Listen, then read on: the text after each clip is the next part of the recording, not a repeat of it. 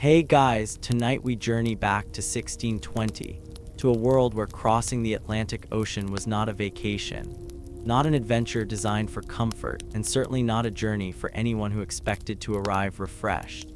It was a slow passage into uncertainty, carried out in a wooden vessel that could groan beneath your feet, leak around its seams, fill with the smell of damp clothing and human waste, and disappear for weeks into a horizon where there was nothing but water. Tonight, we are going to step aboard that ship and experience the Atlantic crossing as closely as history allows, beginning before the passengers ever saw the open ocean. So dim the lights, settle in, and imagine that it is the summer of 1620. The world around you is quiet, cold, muddy, and familiar.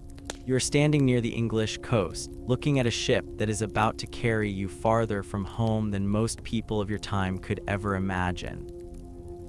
The vessel waiting nearby is the Mayflower, a merchant ship that had spent years carrying ordinary cargo before becoming famous for an entirely different purpose. She was not designed as a luxury passenger liner, because such a thing barely existed in the modern sense. She was a working ship built to carry goods across dangerous waters. Her wooden hull was strong enough for the voyages expected of a 17th century merchant vessel, but strength did not mean comfort. Inside, every available space mattered. Barrels, ropes, tools, provisions, sails, weapons, personal possessions, and human beings all had to fit together within the same confined world. There were no private cabins waiting for ordinary passengers.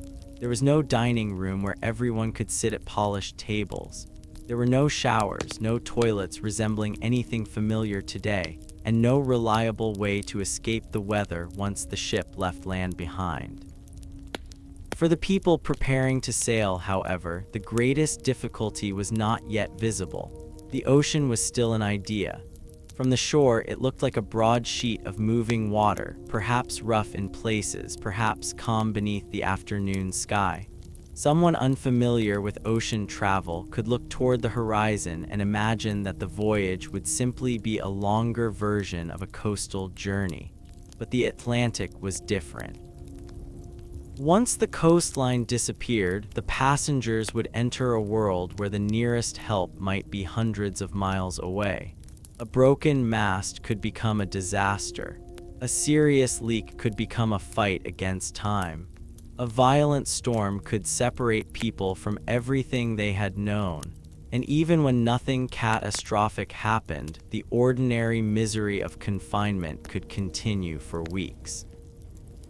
The passengers were not all the same people, nor did they all share identical reasons for making the journey. Some were part of the group commonly remembered as the Pilgrims, English separatists who had already experienced migration within Europe before attempting the much more dangerous move across the Atlantic. They had lived in the Netherlands, particularly Leiden, where they had established a community. Life there offered greater religious freedom than they had found in England, but it also brought difficulties.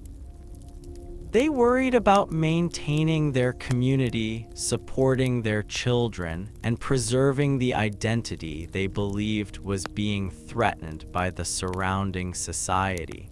The decision to cross the Atlantic, therefore, emerged from years of uncertainty rather than from one sudden impulse.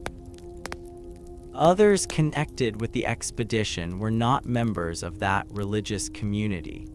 The voyage involved investors, merchants, adventurers, workers, servants, families, and people whose motivations were practical rather than theological. The popular image sometimes turns the entire passenger group into one uniform band of religious settlers, but the reality was considerably more complicated. They were human beings with different personalities, expectations, fears, and ambitions, forced into the same floating environment. And that environment was about to become their entire world. Before the ship could cross the Atlantic, there were already problems. The original plan involved two vessels, the Mayflower and the Speedwell. The Speedwell was intended to accompany the Mayflower, carrying some of the passengers who were preparing to leave England. Yet the Speedwell developed serious leaks. The ships attempted departures, returned for repairs, and tried again. Each delay consumed valuable time and resources. Eventually, after repeated problems, the Speedwell was abandoned for the voyage. Some passengers were left behind. Others crowded aboard the Mayflower. That decision changed the physical circumstances of the expedition. People and possessions had to be rearranged. Space became even more precious. Those who had expected one vessel now found themselves concentrated aboard another. The ship had to carry its crew, passengers, provisions, equipment, and cargo in a vessel that was naive. Are intended to provide generous personal space for a large community. Imagine standing below deck as preparations continue. The air is already different from the air outside. It carries the smell of timber, tar, rope, damp wool, food stores, and human bodies. The wooden surfaces have absorbed years of moisture and smoke. Light enters through limited openings, leaving many corners in shadow. You hear footsteps overhead. Someone calls to another person. A barrel shifts slightly as the ship moves. Rope scrapes against wood. Somewhere nearby, a child cries and is quickly comforted. There is no silence in a ship like this. Even at rest, a wooden vessel has its own language. Boards creak, ropes knock against masts. Water touches the hull. Wind moves through rigging. People cough, talk, pray, argue, work, and sleep. Once the ship reaches open water, those sounds will become almost impossible to escape. The sleeping arrangements are particularly difficult to imagine through modern eyes. Passengers could not simply choose a comfortable room and close a door. Personal privacy was minimal. Families attempted to create small areas for themselves, but the available space was limited. Bedding and belongings occupied whatever room could be managed. Many people would spend long periods below deck, where ventilation could be poor, and where the air became unpleasant when the weather forced everyone inside. And then there was the simple problem of movement. On land, if you felt uncomfortable, you could stand up and walk outside. If someone was irritating you, you could leave the room. If the air smelled bad, you could open a window and move elsewhere. On a ship in the middle of the Atlantic, none of those solutions existed in the ordinary sense. Your world was the vessel. If the weather was calm, you might go onto the deck when permitted. There you could breathe cleaner air and see the endless horizon. But even the deck was a workplace.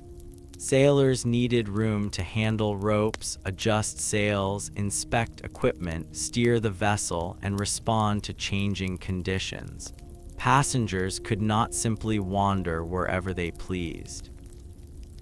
Below deck, meanwhile, the darkness became part of daily life. The people aboard the Mayflower were entering an environment where ordinary routines would be dictated by wind, waves, weather, food, water, and the demands of the ship. Modern clocks and schedules did not control the journey in the way they do today. The rhythm of the voyage came from watches, daylight, meals, prayer, work, sleep, and the changing conditions of the sea. The ship's crew already understood something the passengers were about to learn. The Atlantic did not care about their plans. A carefully prepared voyage could still be delayed by contrary winds. A strong wind could push the ship away from its intended course. Fog could reduce visibility. Storms could make the deck dangerous. Heavy seas could throw people against wooden surfaces with tremendous force. A calm day might be followed by miserable weather without warning. The passengers could not look at a weather application and see what was approaching. They had the sky. They had the wind. They had the experience of the sailors, and sometimes they had little else. The departure itself therefore carried a strange mixture of excitement and dread. For some, leaving Europe represented opportunity. There was land ahead, though they knew remarkably little about what daily life would actually be like there. For others, the journey meant leaving behind family members and communities they might never see again. The Atlantic was not a temporary separation. A person could sail away from England and never return. As preparations approached completion, the practical details became increasingly important. Food had to be stored, water had to be secured, clothing had to be packed. Tools mattered because once the settlement was established, there would be no convenient shop waiting nearby with replacement equipment. Seeds, weapons, household goods, building materials, and other necessities had to survive the journey. Everything had to justify the space it occupied. A ship could not carry unlimited supplies. This was one of the cruel mathematical realities of 17th century travel. Every additional barrel of food occupied room that might otherwise carry equipment. Every extra tool added weight. Every personal possession represented space that could not be used for something else. The expedition therefore required difficult choices about what could be taken and what had to remain behind. And once the final decision was made, there was no easy return. Picture the shoreline on the day the ship finally prepares to leave. People are moving along the dock, ropes tighten, sailors climb, voices rise above the sound of water. Passengers gather their belongings. Someone looks toward the land for a final time. Someone else is occupied with a practical problem and barely notices the signif. Icons of the moment. A child may be excited by the ship without understanding what lies ahead. The Mayflower begins to move. At first, England is still visible. That detail matters. For the first portion of the voyage, the ocean does not feel completely empty because land remains somewhere behind the ship. The passengers can still imagine the familiar world. Then distance grows, the coastline becomes smaller. Eventually it disappears. And with it disappears the last easy connection to home. Now there is only the ship. Ahead lies an ocean stretching for thousands of miles. The voyage that had existed as a plan, a contract, a discussion, and a collection of preparations has finally become physical reality. The passengers are no longer deciding whether they will cross the Atlantic. They are crossing it.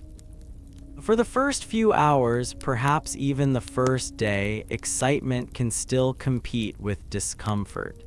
The movement of the ship may feel strange. People learn how the floor shifts beneath their feet, objects roll, bodies adjust. Some passengers discover almost immediately that their stomachs do not appreciate the ocean. Seasickness is one of the oldest companions of maritime travel. There is no modern medicine cabinet waiting with a selection of carefully formulated remedies. A passenger who becomes violently ill must simply endure it. The ship continues moving regardless of how miserable someone feels. And this is where the voyage begins to reveal its true character.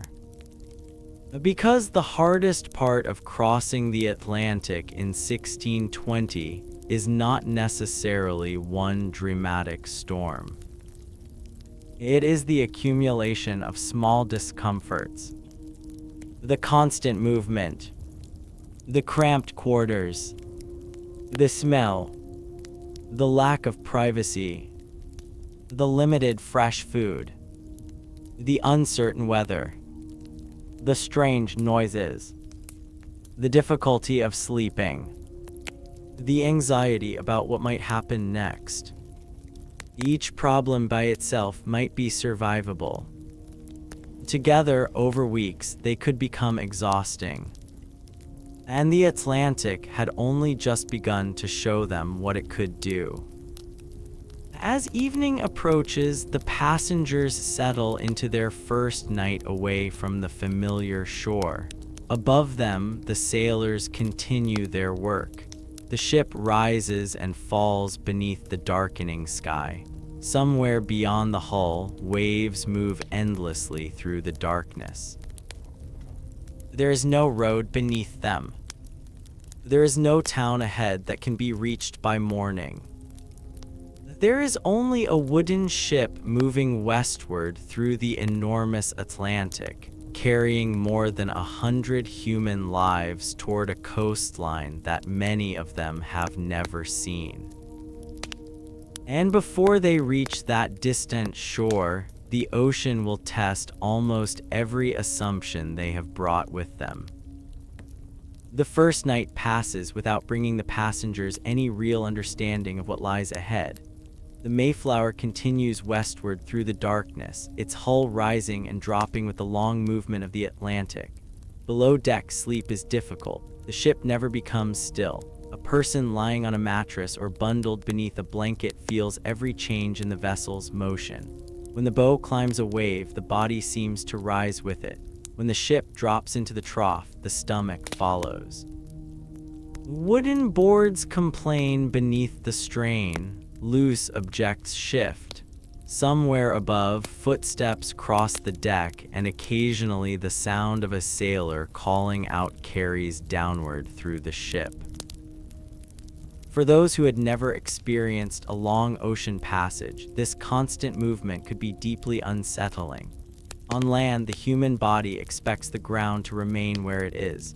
A ship destroys that assumption. The floor beneath your feet tilts, trembles, and moves in several directions at once. Walking requires concentration. Standing becomes an effort. Even sitting quietly can make the body feel as though it is being gently pushed and pulled by invisible hands. Some passengers become seasick almost immediately. The sickness is not simply an unpleasant inconvenience. Vomiting in an enclosed wooden vessel creates another problem because there is nowhere to escape the smell. When several people are suffering at once, the atmosphere below deck can become miserable.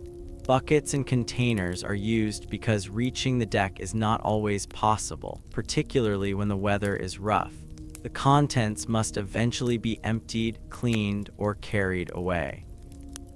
Water is precious, space is limited, and hygiene is difficult under even the best circumstances. The passengers begin learning the rules of shipboard life.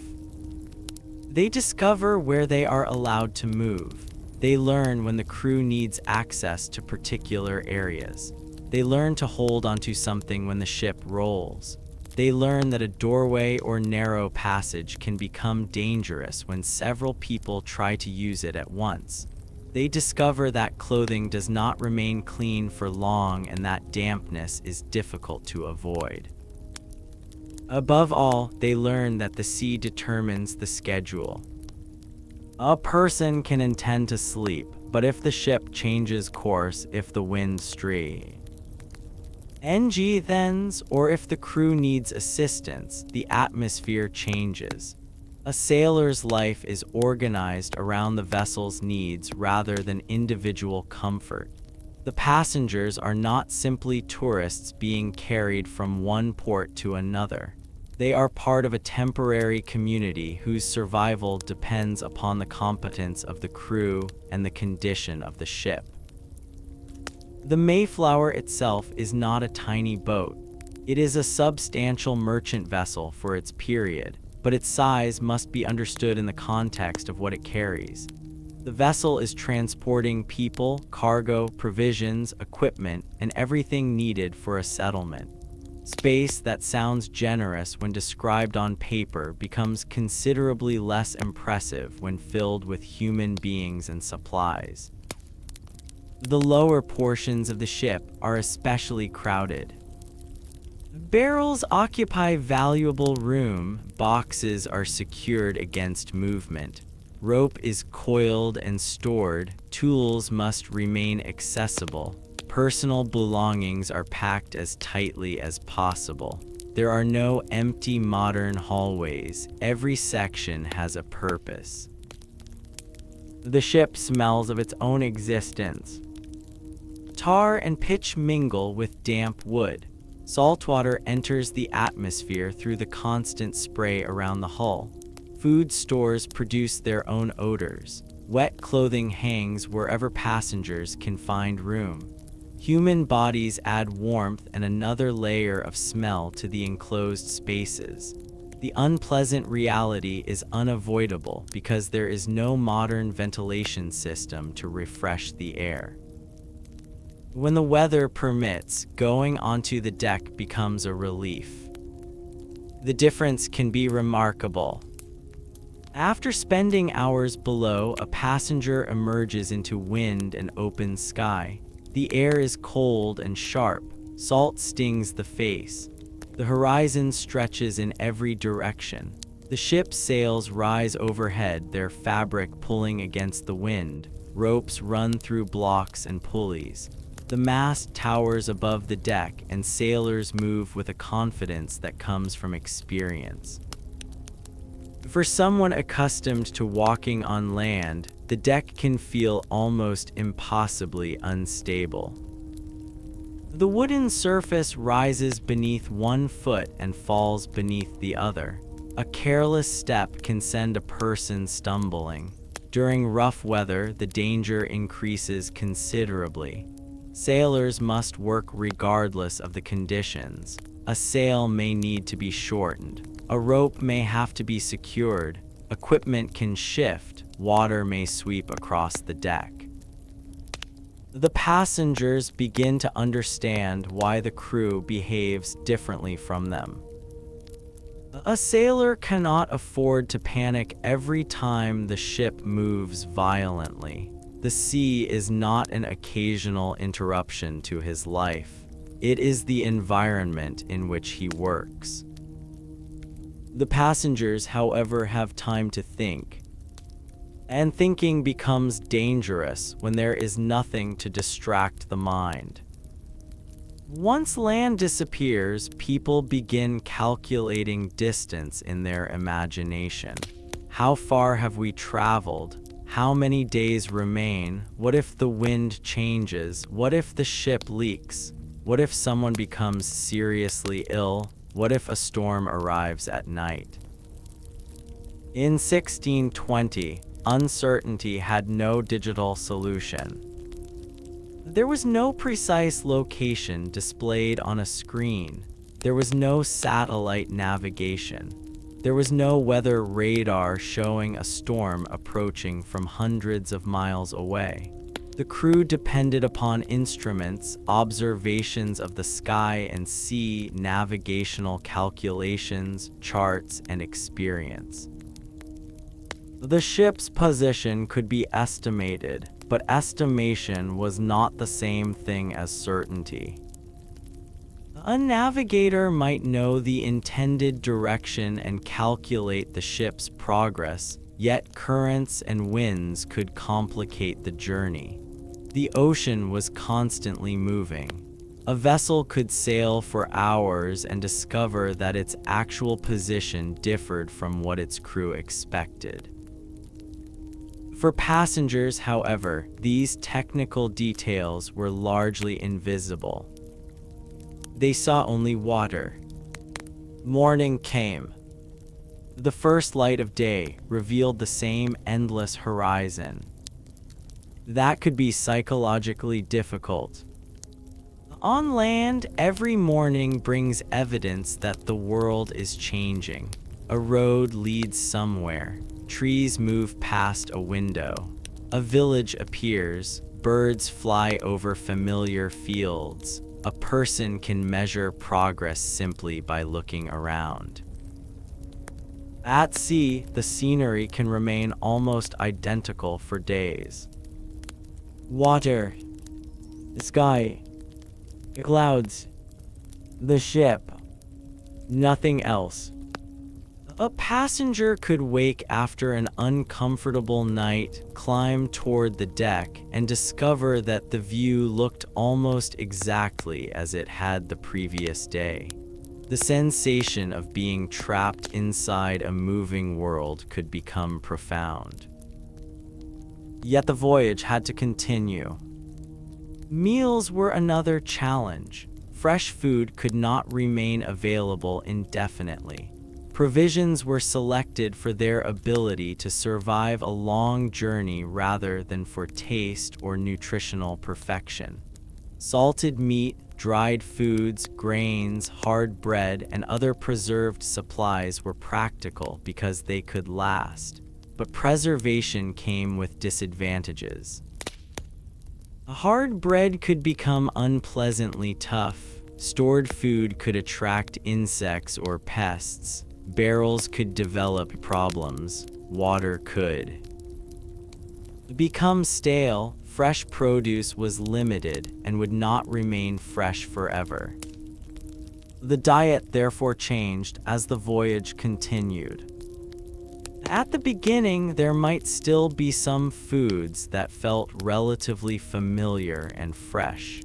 As time passed, preservation became increasingly important. The passengers had to accept that the food available to them was determined by what had survived the journey rather than by what they wanted to eat. This was one of the hidden costs of distance. A meal at sea was not simply a meal. It represented weeks of planning. Someone had calculated how much food would be required. Someone had loaded it. Someone had protected it from seawater. Someone had arranged the barrels and containers so they could be accessed without creating dangerous instability. Every bite had been purchased before departure, packed before departure, and carried across the ocean. Waste was therefore a serious concern. The passengers were not living in an environment where food could be replaced tomorrow. If a barrel spoiled, the loss could not easily be corrected. The same was true of water. Fresh drinking water was essential, yet carrying enough for everyone over a long voyage required careful management. Water could become unpleasant to drink after being stored for extended periods. People might find its taste offensive, but thirst did not care about taste. The passengers drank what they had, and the ship continued west. As the days passed, the initial excitement began to fade. The voyage became routine. That routine was strange because it contained both boredom and danger. A calm sea could produce hours in which almost nothing dramatic happened. People talked, repaired clothing, prayed, rested, watched the sailors, cared for children, and tried to occupy themselves. Yet beneath the boredom was the knowledge that conditions could change rapidly. This combination is one of the most difficult aspects of historical sea travel to understand. Nothing happening did not mean nothing could happen. A quiet afternoon might be followed by a sudden change in wind. The clouds could gather. The temperature could drop. The sea could become darker and more irregular. The crew would notice changes that passengers might not recognize. Experienced sailors watched the sky constantly. They understood that the appearance of clouds, the direction of the wind, the movement of the waves, and the pressure of the atmosphere could provide clues about what was coming. The passengers had little choice but to trust them. For the people below deck, the first sign of changing weather might simply be the movement of the ship. A gentle rocking could become a sharper roll. Loose objects might shift more aggressively. Voices above could become louder. The crew might begin moving with greater urgency. Then the passengers would know that something had changed. One afternoon, perhaps, the sea becomes restless. The horizon is no longer perfectly calm. Wind pushes harder against the sails. The ship leans slightly, then recovers. A passenger gripping the side of the deck feels the wooden vessel responding to the ocean beneath it. This is the moment when the Mayflower stops feeling like transportation. It begins to feel like a machine fighting its environment. The sails pull. The rigging strains. The hull cuts into waves. Water strikes the sides with increasing force. Every part of the ship works under pressure. For sailors, this is work. For passengers, it is a warning. Below deck, families gather closer together. Children may become frightened. Someone begins praying. Another person attempts to reassure them. There is little anyone can do except remain out of the crew's way and hold onto whatever seems secure. And this is where the difference between land and sea becomes painfully obvious. On land, when a storm arrives, a person can seek shelter inside a sturdy building. Walls separate you from the wind. A roof protects you from rain. The ground remains solid beneath your feet. On a ship, the vessel itself is the shelter. But the vessel is moving through the storm. The passengers can hear the ocean striking the hull. They can hear wood groaning. They can hear ropes snapping tight. They can hear wind moving through the rigging with a sound that seems almost alive. The ship rises, then falls, rises again, and falls harder. For the first time, some passengers may fully understand the enormity of what they have undertaken. They are not merely traveling to another country. They are trapped on a wooden structure in the middle of an ocean that is powerful enough to move the entire vessel wherever it wishes. The Mayflower presses onward. The coastline of Europe is now far behind them. Ahead lies North America, but it is still an abstraction. The passengers cannot see it. They cannot smell its forests. They cannot hear its rivers. They cannot stand upon its soil. For now, their entire existence is contained within the boundaries of this ship. And as the Atlantic begins to roughen, another reality emerges. The voyage will not simply test whether they can endure boredom and seasickness. It will test whether the ship itself can endure the ocean. The wind strengthens again. The deck becomes wet. The sailors shorten sail.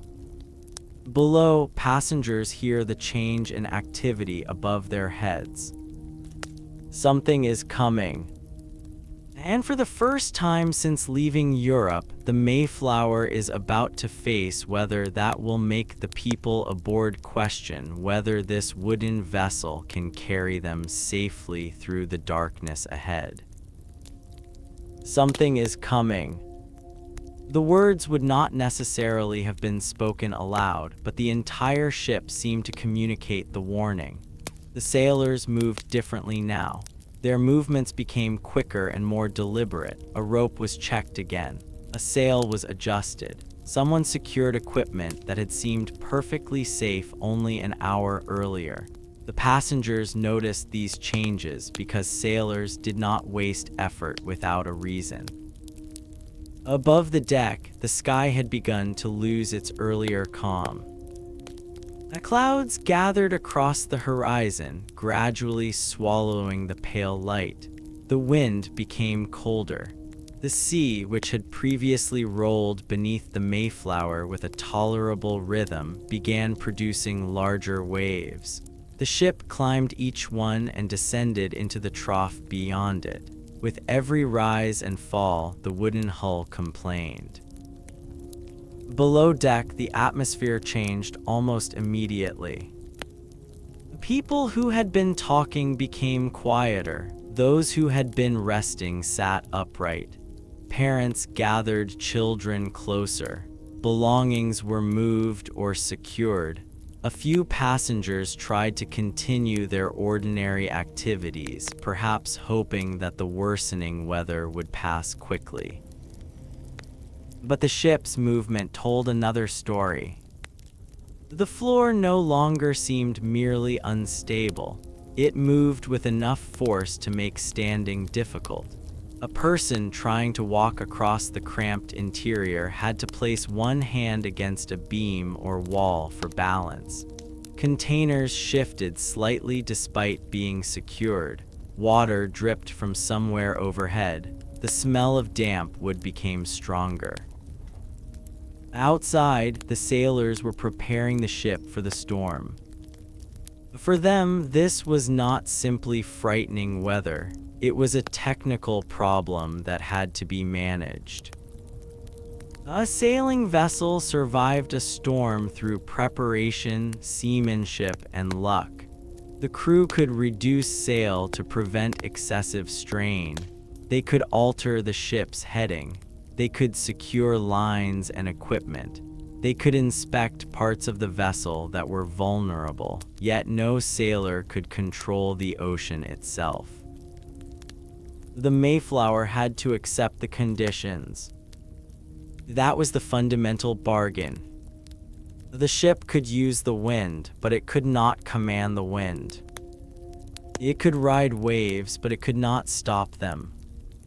It could be steered, but only within the limits imposed by the sea. As darkness approached, the wind strengthened further. The ship heeled over. For passengers below, the sensation could be terrifying. The floor seemed to tilt beneath them, and then the entire vessel suddenly rolled in the opposite direction. Someone grabbed a post. Another person reached for a child. A container slipped loose and struck the wooden floor. The sound traveled through the ship. Then came another wave. The Mayflower climbed. For a moment, everything seemed to rise. Then the bow dropped. The vessel plunged into the trough, and seawater crashed against the hull with tremendous force. The passengers heard it. A deep impact. Then another. And another.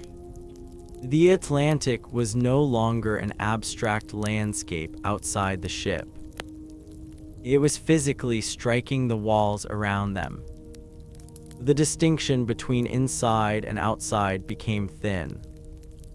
Rain found its way through openings. Dampness spread through clothing and bedding. The ship's movement made ordinary tasks almost impossible. Eating became difficult. Sleeping became harder. A person lying down might find themselves sliding slightly as the vessel rolled. A person sitting might have to brace both feet against the floor. Someone attempting to drink could spill the contents of the cup before reaching their mouth. Even small activities became exhausting. And yet there was another concern: the ship itself. Every storm raised the question of whether the vessel could withstand the pressure. Wooden ships were flexible by necessity. Their timbers moved under the forces of wind and waves.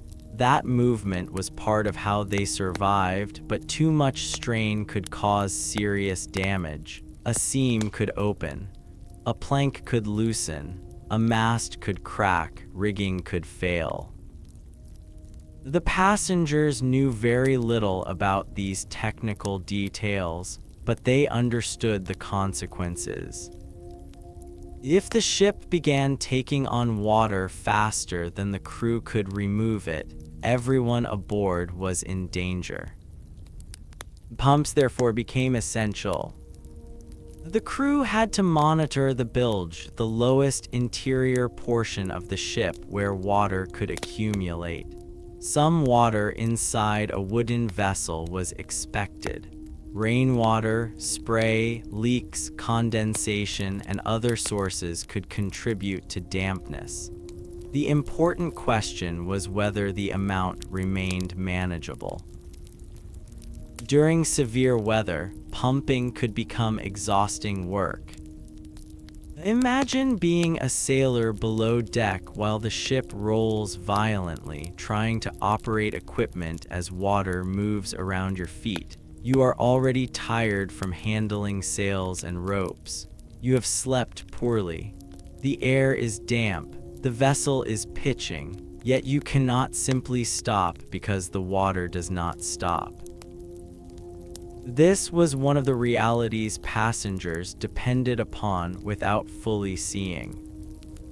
Their survival was connected to the labor of the crew. Every knot tied correctly mattered. Every sail adjusted at the right moment mattered. Every inspection mattered.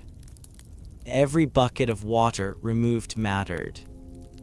The passengers could pray, encourage one another, and endure the conditions, but the sailors had to keep the vessel functioning. Hours passed. The storm did not immediately disappear. For those inside the ship, time became difficult to measure. There was no normal distinction between afternoon and evening. Darkness outside made everything worse. Candlelight or lantern light could illuminate only small areas. Shadows moved across wooden surfaces as the ship rocked. A child cried. Someone prayed quietly. Another passenger became sick. The smell of vomit mixed with damp clothing and stale air. The ship creaked continuously. Above, the wind howled through the rigging. There was no comfortable place to sit. No dry corner could remain dry forever. And there was no way to escape. This was the brutal psychological reality of a storm at sea. The passengers could not see the full danger. They could only hear it. Every loud impact made the imagination work. What was that? Was something breaking? Was the mast still standing? Was water entering? Had the ship changed course? Was the crew worried? People often fear uncertainty more than known danger. On the Mayflower, uncertainty surrounded everyone. Eventually, however, the storm produced something more concrete. A serious structural problem developed. Historical accounts of the voyage describe the ship encountering severe weather and later developing concerns involving the ship's structure. One particularly memorable episode involved a large structural support, a main beam being damaged during the Atlantic crossing. The exact sequence and details of the event have been retold in different ways, but the central reality remains. The ship endured conditions severe enough to cause significant concern about whether it could continue safely. Why? For the people aboard, the discovery of a damaged structural component would have been terrifying. A ship's internal beams were not decorative. They helped support the hull. If a major beam failed, the problem was not something passengers could ignore. It could affect the integrity of the vessel itself. The crew and passengers therefore faced a decision. Continue, turn back, or attempt repairs at sea. Turning back was not a simple solution. Europe was far away. The ship had already traveled a considerable distance. The voyage had consumed time and supplies. Returning would mean facing the same ocean in the opposite direction, potentially against unfavorable winds. It could also destroy the purpose of the expedition. But continuing with a damaged ship could be equally dangerous. This was the kind of decision that modern travelers rarely have to contemplate. If a modern passenger aircraft develops a serious mechanical problem, the pilot can communicate with ground control, divert to an airport, and rely upon an enormous network of engineers, emergency crews, weather services, and replacement equipment. The Mayflower had none of that. There was only the ship, only the crew, only what they had carried with them. The people aboard had to solve their problems using 17th century tools and materials. And sometimes ingenuity mattered more than equipment. A large iron screw brought for purposes associated with construction became useful in dealing with the damaged beam. The crew and passengers worked together to reinforce the structure. The episode demonstrated something important about the expedition. These people were not merely passengers waiting helplessly for someone else to save them. They were participants in a dangerous undertaking. If the ship failed, everyone aboard suffered. The boundaries between sailor and passenger therefore became less important during moments of crisis. Everyone had something at stake. Below deck, the storm continued to make ordinary life miserable. Imagine trying to rest while knowing that the ship has suffered structural damage. Every groan of timber becomes significant. Every new sound attracts attention.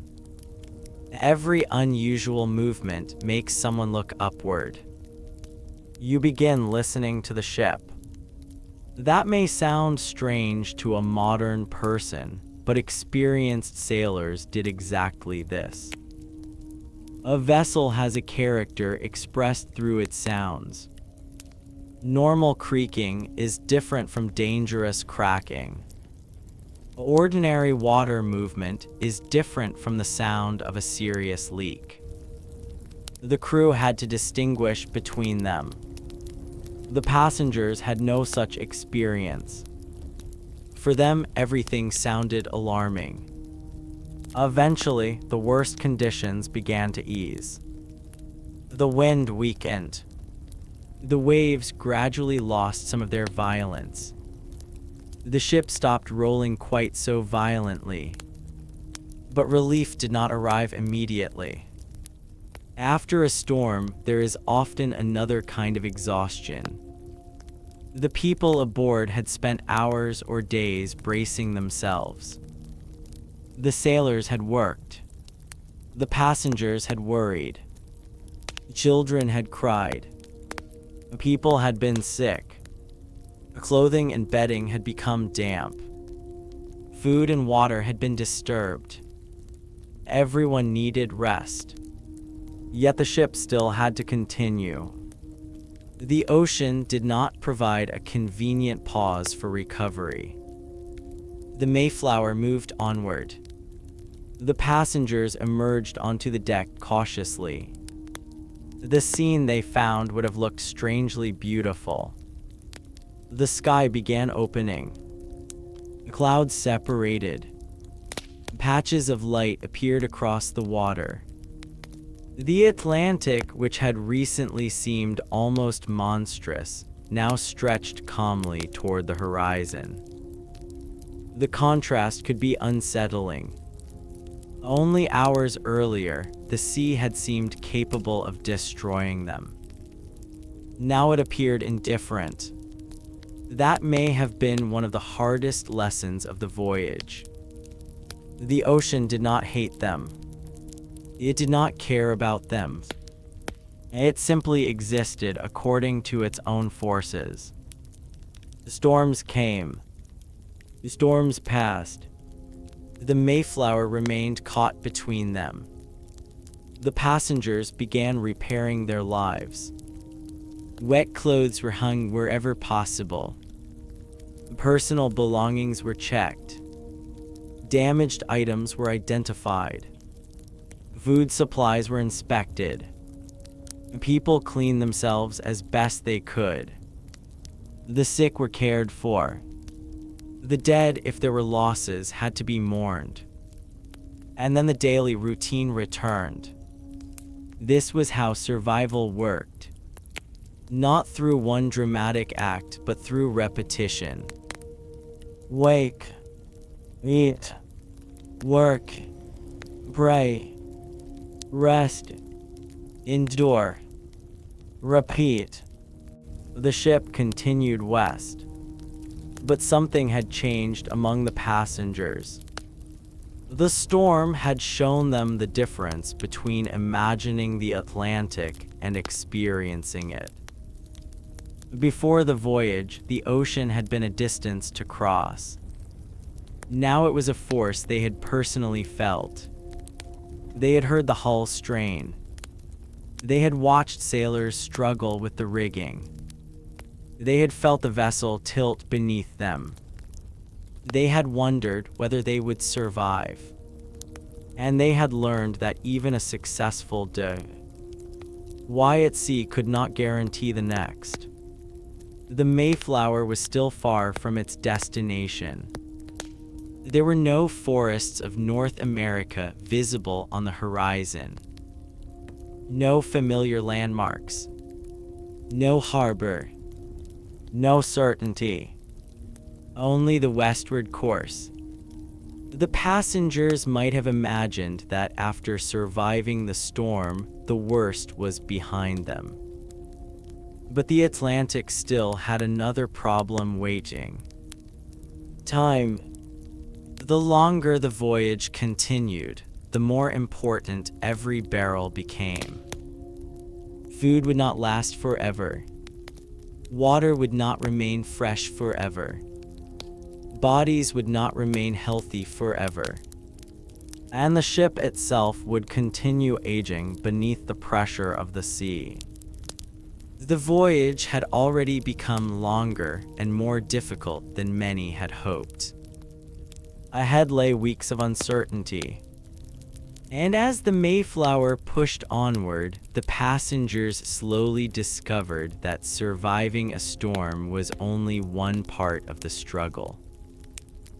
The greater challenge would be remaining healthy, fed, warm, and mentally steady while living inside the same wooden vessel day after day, with no land in sight. The sea had tested the ship. Now it would begin testing the people. The sea had tested the ship.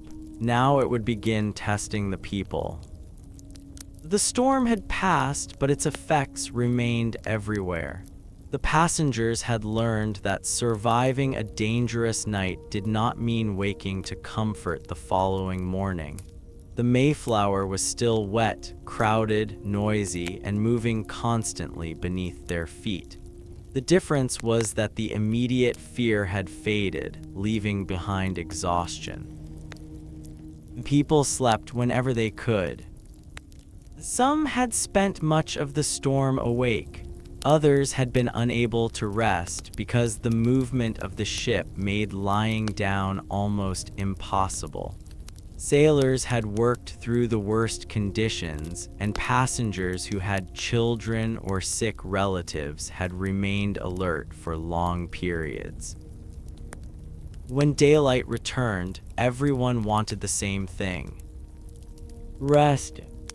But life aboard the Mayflower did not permit much of it. A ship was not a house. There was no quiet bedroom where a person could close a door. There was no private bathroom. There was no comfortable chair beside a warm fire where someone could recover from a difficult night. Every part of the vessel belonged to the shared environment.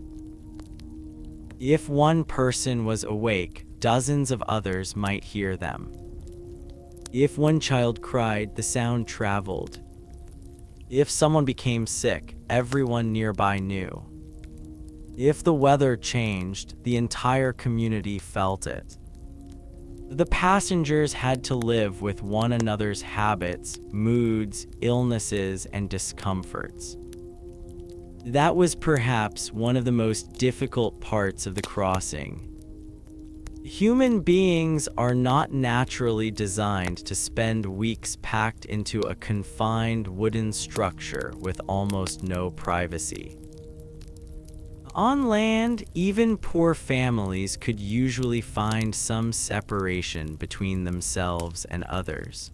A doorway, a wall, a yard, a street, or a field could provide psychological distance. At sea, the Atlantic itself became the wall. The people around you were the people you would continue seeing tomorrow. And the day after that. And the day after that. Arguments, therefore, became difficult to escape. So did illness. So did unpleasant smells. So did noise. A passenger who wanted silence might hear children playing.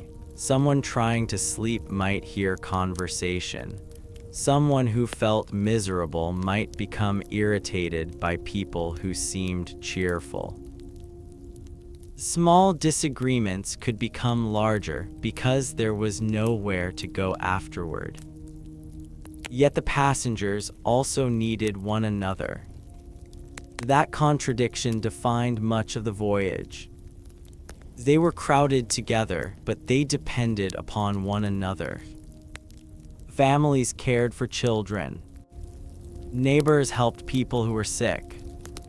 Passengers assisted with cleaning and practical tasks. The crew depended upon cooperation when the ship required additional hands. The voyage created a temporary society in which individual survival and collective survival were connected. Food was one of the first areas where this became obvious. Meals had to be managed carefully.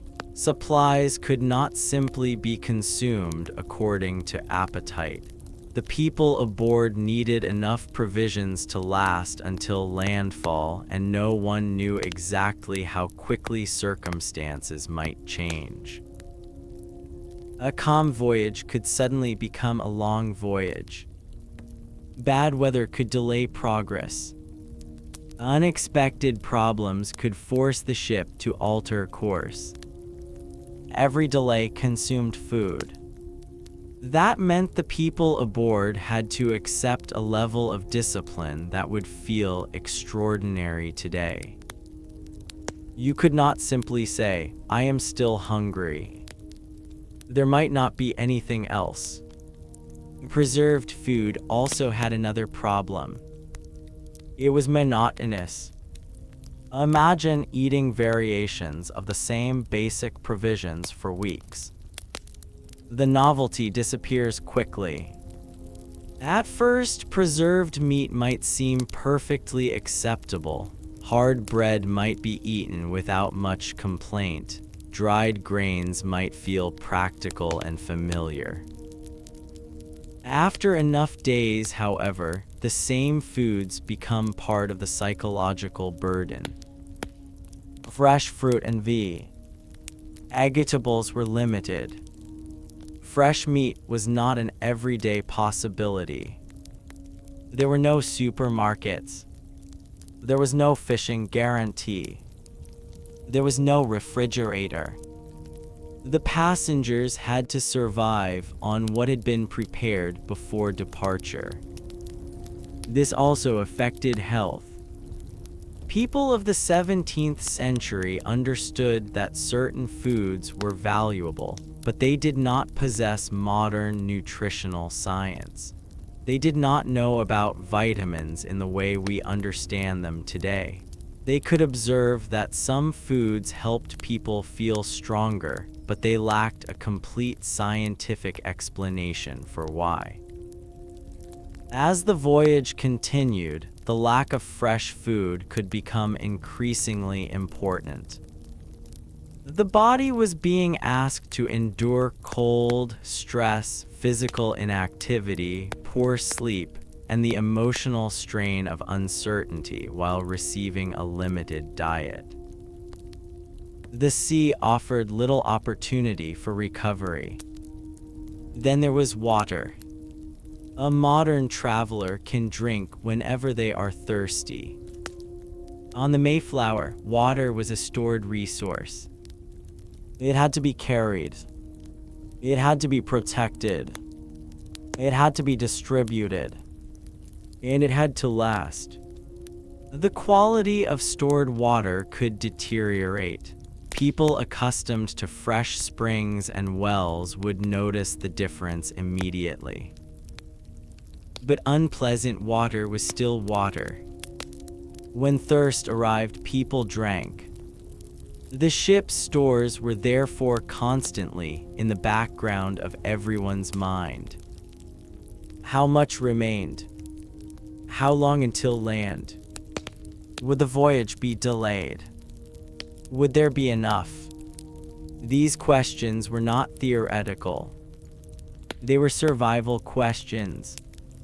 The same applied to fire. Fire aboard a wooden ship was useful and dangerous at the same time. The passengers needed some form of heat and cooking, but an uncontrolled fire could destroy the entire vessel. This meant that cooking arrangements had to be handled with care. The ship's galley was a working space rather than a modern kitchen. Cooking had to take place within strict limitations because open flames and wooden structures were a dangerous combination. A fire that escaped control could turn a voyage into a catastrophe within minutes. So the passengers learned to respect small flames. They also learned to respect darkness. At night, the ship became a very different environment. There were fewer opportunities to see what was happening around you. Light was limited. The deck could be dangerous. The ocean beyond the ship was almost completely black. The stars, however, could be astonishing. When clouds cleared, passengers looking upward might see a sky far more crowded with stars than anything visible from a modern city. There were no electric lights competing with the darkness. No highways. No illuminated buildings. No distant aircraft. Only the stars and the black Atlantic. For a moment, the vastness might have been beautiful. Then someone would look down. The ship was still moving. The ocean was still there. And the darkness suddenly seemed enormous. For sailors, the night sky was not merely beautiful. It was useful. Celestial observation formed part of navigation. The stars could help experienced navigators determine direction and estimate position. Instruments and calculations were combined with knowledge passed down through generations of seamen. But navigation remained imperfect. The Mayflower was not following a glowing line across an electronic map. The crew had to make decisions using incomplete information. A wrong estimate could move the vessel far from the intended route. Wind and currents could complicate progress. The ocean did not behave like a road. There were no painted lines. There were no signs. There were no fixed landmarks. The crew sailed through a moving landscape. This made the passengers increasingly dependent upon the people who understood it. The sailors became some of the most important figures aboard. They knew how to climb the rigging. They understood the sails. They knew how to secure lines.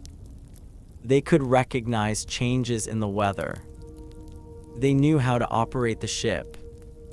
They also knew something the passengers were only beginning to learn. The Atlantic was unpredictable. A person could become accustomed to calm weather and begin believing the danger had passed. Then the wind could change. The ship could encounter another period of rough seas. A calm morning could become a difficult afternoon.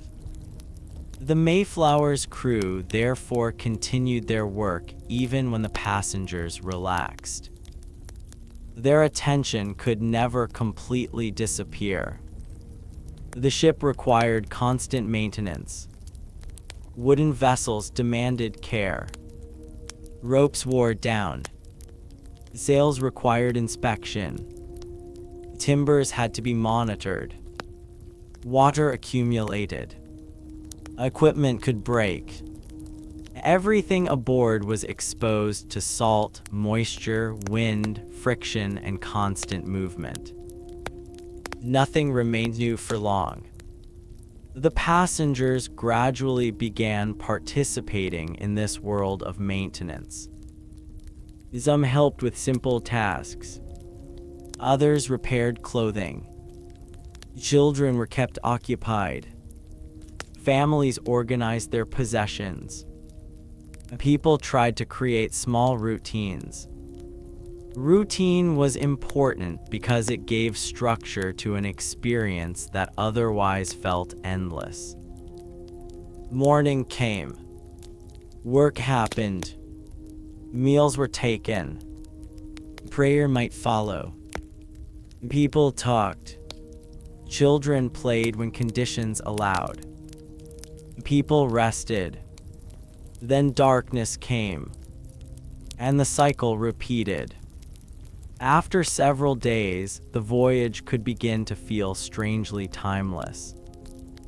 A person might stop thinking in terms of dates.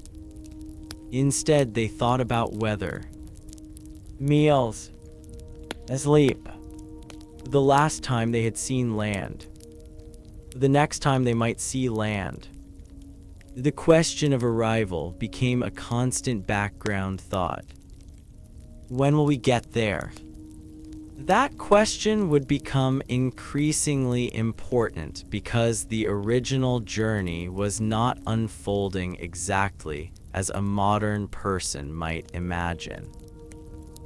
The Mayflower had already endured difficult weather. The route had not been simple. The ship was carrying a large group of people under difficult conditions. And the further west they traveled, the more distant Europe became. There was a psychological point at which returning no longer felt realistic. Even if someone wanted to go back, what would they return to? The ship had already crossed a vast distance. The expedition had already consumed time and resources. The people aboard had committed themselves to the voyage. Their future was now tied to what happened at the other end. This could create both fear and determination. Some passengers may have imagined their future settlement. They thought about homes, fields, families, work, a new beginning. Others may have thought about what they had left behind. Friends, relatives, familiar streets, the sounds of English towns, churches, markets, the ordinary landscape of home. The Atlantic had created a strange emotional condition. The old life was still close enough to remember vividly, but too far away to reach. The new life was close enough to imagine, but still invisible. The Mayflower existed between those two worlds. One morning after weeks of sea, a passenger might wake and briefly forget where they were. Then the ship would move beneath them. The smell of the interior would return. The creaking timber would remind them. The ocean was still beneath the floor. There was still no land in sight. And there was still a long way to go. The monotony could become almost hypnotic. Water, sky, wood, wind, people, water again. But monotony did not mean safety. One of the most dangerous aspects of long voyages was that exhaustion could make people careless. A sailor who had worked too many hours could make a mistake. A passenger could lose balance. A rope could snap. A hatch could be left unsecured. A small maintenance problem could become serious if ignored. The longer the voyage lasted, the more valuable experience became. The Mayflower's crew therefore remained essential. Their knowledge was not something that could easily be replaced. And the passengers were learning another uncomfortable lesson. The ship was not simply carrying them. They were carrying the ship with their labor, patience, discipline, and endurance. Every person aboard occupied space. Every person consumed food and water. Every person created waste. Every person needed care if sick. The larger the community became, the greater the demands placed upon the vessel. The passengers were therefore living inside a mathematical problem. There was a fixed amount of space, a limited amount of food, a limited amount of water, a limited supply of useful materials, and an uncertain amount of time before landfall. If the voyage became longer than expected, those limits became more serious. The Mayflower continued westward. Days became weeks. Weeks seemed to stretch into something without an end. Yet somewhere beyond the horizon was the continent they had crossed an ocean to reach. They could not see it. They could not smell it. They could not hear its forests. But they believed it was there. That belief was becoming increasingly important. Because the Atlantic was slowly taking something from them. Not just comfort. Not just sleep. Not just fresh food. It was taking certainty. The longer the ship remained at sea, the more the passengers understood how little control they truly possessed. They could not command the wind. They could not stop the waves. They could not create food. They could not manufacture fresh water. They could not repair every problem with modern equipment. They could only continue. And continue they did. The Mayflower moved through the Atlantic, its sails filling and emptying with the changing wind, its wooden hull carrying families, workers, sailors, children, hopes, fears, and the weight of an uncertain future. Then, after many days of this strange existence, something began to change. The passengers who had been counting the days started noticing the behavior of the crew. The sailors were paying closer attention to their position. Charts were consulted. Calculations were made. The horizon was watched more carefully. People began asking questions. Could land be near? Had they finally reached the region they were seeking? The answer was still uncertain. But after weeks of seeing nothing except ocean, even a distant possibility could transform the mood aboard the ship. Everyone began looking toward the horizon. And for the first time in a long while, the passengers had something new to search for. Not another storm. Not another wave. Not another endless stretch of blue water. Land. Land. The word passed through the ship with a force that no storm had been able to produce. After weeks of seeing nothing but water and sky, the possibility of land changed the mood aboard the Mayflower almost instantly. People who had become accustomed to the endless horizon began searching it with renewed attention. Heads turned toward the distance. Passengers moved toward places where they could see more clearly. Those who had been resting became curious. Children were told to look. Adults stood quietly, waiting for someone aboard to confirm what they desperately wanted to believe. At first, there was uncertainty. The horizon could play tricks on tired eyes. A dark shape in the distance might be a cloud. A patch of mist might look like land. The Atlantic had spent weeks teaching everyone not to trust appearances. But eventually, the shape became unmistakable. Land. After everything they had endured, the sight must have felt almost unreal. The Mayflower had finally reached the western side of the Atlantic crossing. But there was an important problem. They had not reached the place they originally intended to reach.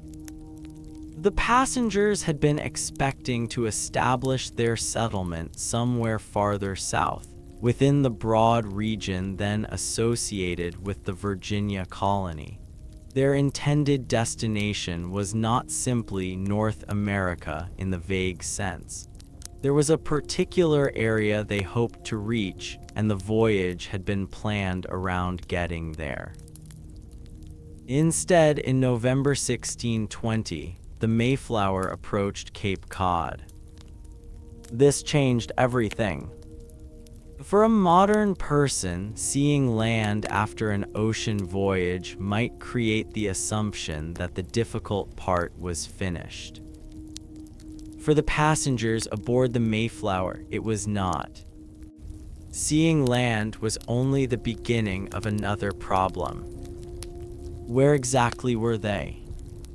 Could they safely reach their intended destination? Could the ship continue south? And what would happen if the weather prevented them from doing so? The answer would soon become clear. The coast they had reached was not a simple shoreline that could be approached without concern. Cape Cod and the surrounding waters were unfamiliar territory for many aboard. Sandbars, shoals, changing depths, tides, and difficult coastal conditions could make navigation dangerous. The Mayflower was approaching a landscape that looked radically different from the open ocean. Instead of an endless horizon, there was now land. A coastline. A sense of physical direction. The passengers could imagine walking again. That alone must have seemed extraordinary. For weeks, their feet had touched only the wooden floor of the vessel and the deck above it. Now they could see forests and shorelines in the distance. Yet they could not simply step ashore. The ship still had to find a safe place. The crew needed to understand the coastal waters. And there was another issue that could not be ignored. The season. It was November. The Atlantic crossing had taken longer than anyone would have wanted, and winter was approaching. The weather along the New England coast could be severe. Cold temperatures, storms, and difficult sailing conditions were becoming increasingly serious concerns. The Mayflower had crossed the ocean, but it had arrived late in the year. The passengers were tired. The ship had been through storms. Supplies had been consumed. People had been sick. The vessel itself had suffered damage during the voyage. And now they were approaching an unfamiliar coast at the beginning of winter. The sight of land therefore brought relief and anxiety at the same time. For a moment, however, the relief probably dominated. Imagine standing on deck after weeks of confinement. The wind touches your face. You look toward the horizon. And instead of water meeting sky, you see something solid. Trees, hills, sand, a coastline. It would have been difficult not to stare. People who had spent so long surrounded by the Atlantic were suddenly confronted with the physical reality of the world they had been imagining. North America was no longer a concept. It was there, but the Mayflower still had to reach it safely. The crew began working with the coastline. The vessel moved cautiously. The waters around Cape Cod were not simply open ocean. Depths could change. Sandbars could extend outward beneath the surface. A ship that had survived the Atlantic could still be damaged by running aground. This was one of the ironies of maritime travel. The greatest danger did not always come from the middle of the ocean. Sometimes it waited near land. A storm in deep water could be terrifying, but an unfamiliar shoal could damage a ship before the crew had time to react. The Mayflower, therefore, could not simply race toward the beach. Navigation required patience. The passengers watched. After weeks of confinement, even the ordinary sight of land must have felt extraordinary. Perhaps someone imagined walking through the trees. Perhaps someone thought about food, fresh water, warmth, shelter, a fire, the possibility of a permanent home. But there was still no guarantee that they could remain where they were. The voyage had been planned around a particular destination, and some of the people aboard still expected to continue south. The Mayflower therefore attempted to make progress along the coast toward the intended region. That decision brought them into increasingly difficult waters. The coastline presented obstacles. The weather was not dependable. The ship was approaching dangerous shoals. The crew understood that continuing south could put the vessel at serious risk. Eventually, the Mayflower encountered conditions that made further progress toward the intended destination impractical and dangerous. The decision was made to turn back. This was a major turning point. The passengers had crossed the Atlantic expecting one destination.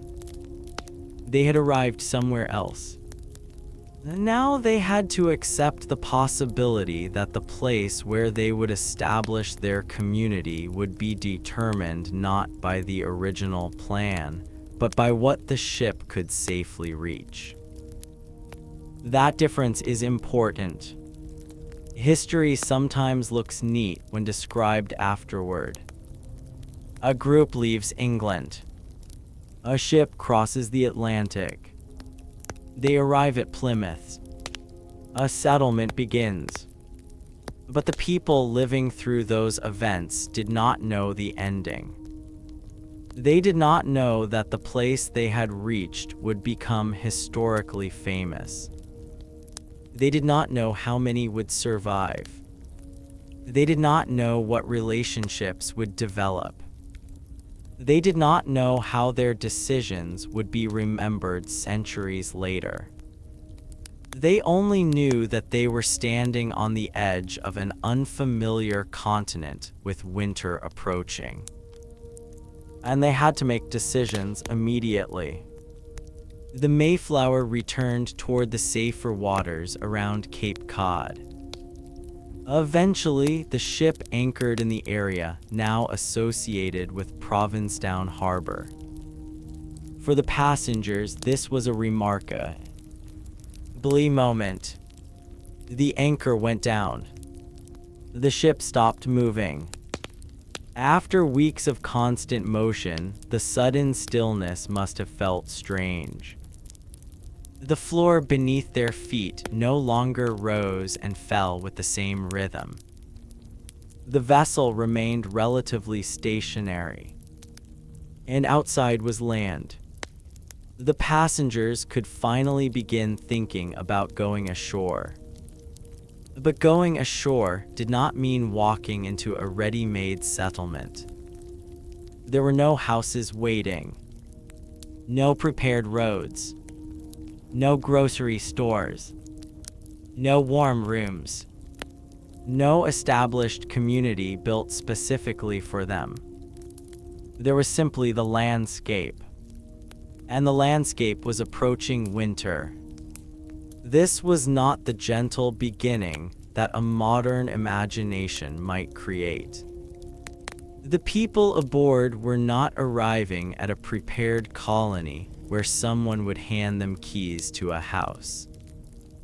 They were arriving at the edge of a wilderness from their perspective, with the enormous task of creating a functioning settlement ahead of them. The first landfall therefore solved one problem while creating dozens of others. They had survived the Atlantic. Now they needed to survive North America. That distinction mattered. The ocean had been dangerous because it could drown them. The land could be dangerous because it could fail to provide what they needed. They required fresh water, food, shelter, fuel, a place suitable for settlement, protection from the weather, and enough time to establish themselves before winter became severe. There was no guarantee that the nearby land would provide all of those things. The passengers began making their first observations. The landscape was different from Europe. The forests looked unfamiliar. The coastline was shaped differently. The environment seemed vast. For some, the unfamiliarity may have been exciting. For others, it may have been frightening. They had spent months preparing mentally for a settlement, but seeing the actual environment could change expectations. A person can imagine wilderness from a map. Standing beside it is different. The forests were not illustrations. They were physical barriers. The trees were real. The ground was uneven. The weather was cold. The distances were larger than they might have imagined. And the resources they needed had to be found, collected, carried, and transformed into useful things. Even before permanent settlement began, the passengers had to think about immediate survival. The ship could not remain their permanent home. It had protected them during the crossing, but it was not designed to become their town. Its supplies would diminish. The weather would continue. The people needed shelter on land. Yet leaving the ship also meant giving up the protection it provided. The Mayflower was cramped, but it was familiar. The passengers understood its walls. They knew where things were stored. They knew the crew. They knew how the ship moved. The forest was unknown. The shoreline was unknown. The interior landscape was unknown. Stepping ashore therefore required courage of a different kind. Crossing the Atlantic had required endurance. Building a life after crossing it would require adaptability. The Mayflower remained anchored while decisions were made. Some passengers could finally step onto land. Their feet touched the soil. After weeks at sea, the sensation must have been almost shocking. The ground did not move. There was no rolling deck. No constant creaking beneath their feet. No need to hold a beam while standing. A person could simply walk. Perhaps they took a few steps and stopped. Perhaps they looked back at the ship. The vessel behind them was the reason they had survived the crossing. But it was also a reminder of everything they had endured. Inside that wooden hull, people had been born during the voyage. People had become sick. People had died. People had prayed. People had argued. People had slept beside strangers. People had listened to storms. Now they stood on another continent. Yet the story was far from over.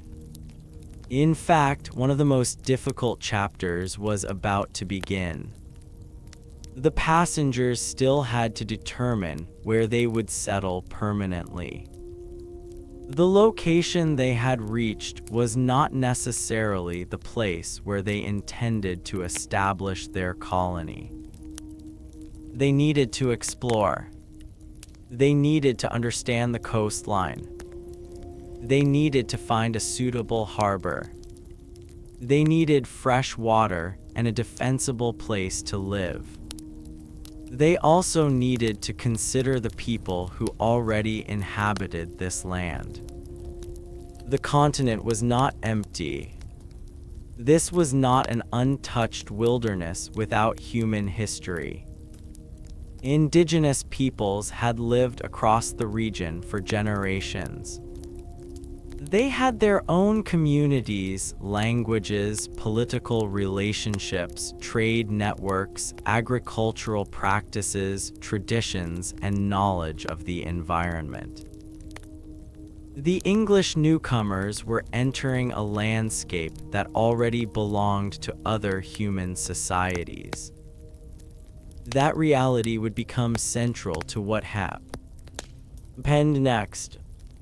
For the passengers, however, the immediate concern was survival. Winter was coming. They had crossed an ocean. They were tired. Their supplies were limited. Their ship needed care. And their intended destination had changed. The Mayflower remained anchored off Cape Cod while the people aboard confronted a difficult truth. They had reached America, but they had not yet found a home. The ocean crossing was over. The settlement had not even begun.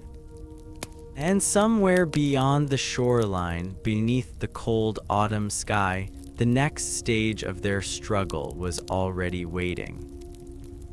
The ocean crossing was over. The settlement had not even begun.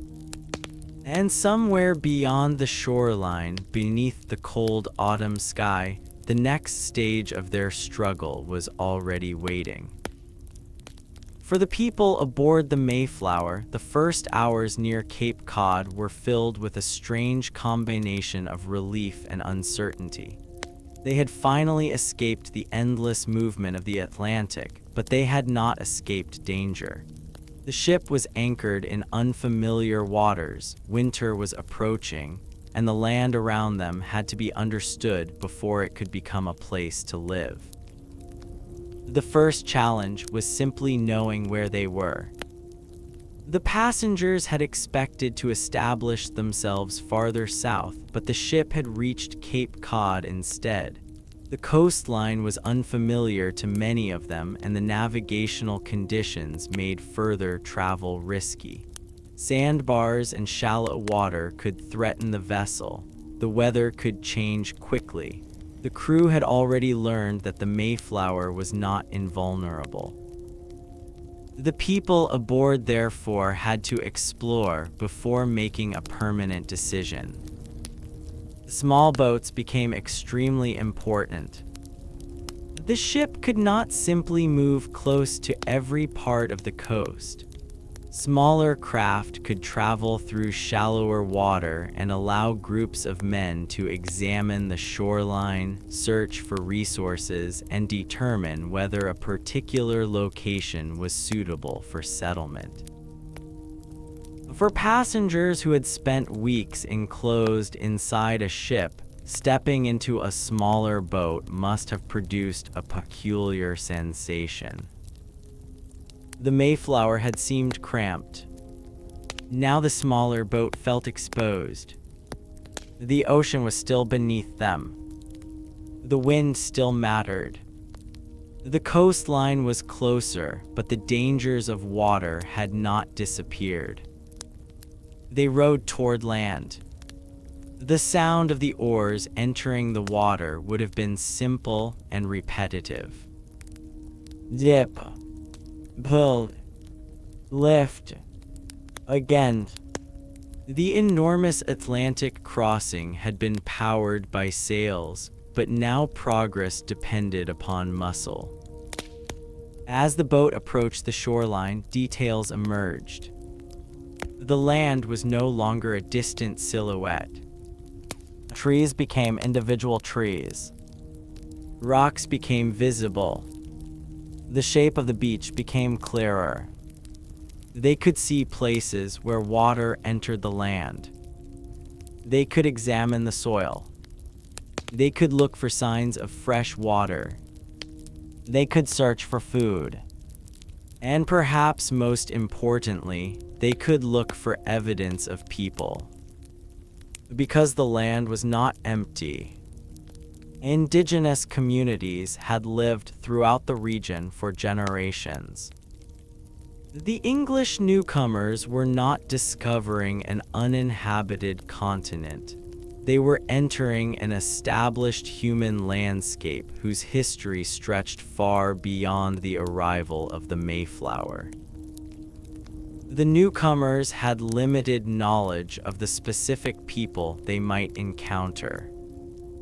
That uncertainty created both curiosity and fear. A settlement could not simply be built without understanding who already lived nearby. At the same time, the passengers were under enormous pressure. They needed resources. They needed a safe place. They needed shelter. They needed to understand the climate.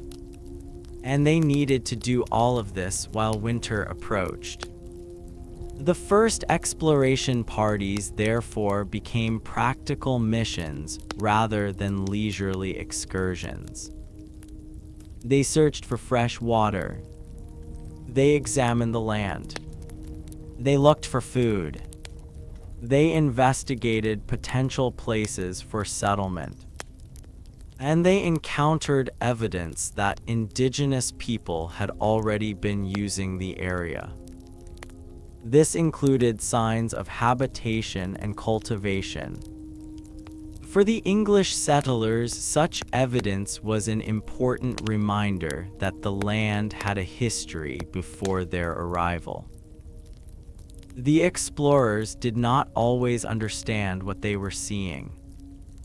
A field that looked abandoned might have been connected to a community that had moved elsewhere temporarily. A path through the woods could represent a route used for generations. A collection of plants could reveal knowledge of the local environment that the newcomers did not possess. To the English, the landscape was unfamiliar. To indigenous peoples, it was home. That difference would shape the relationship between the newcomers and the existing communities.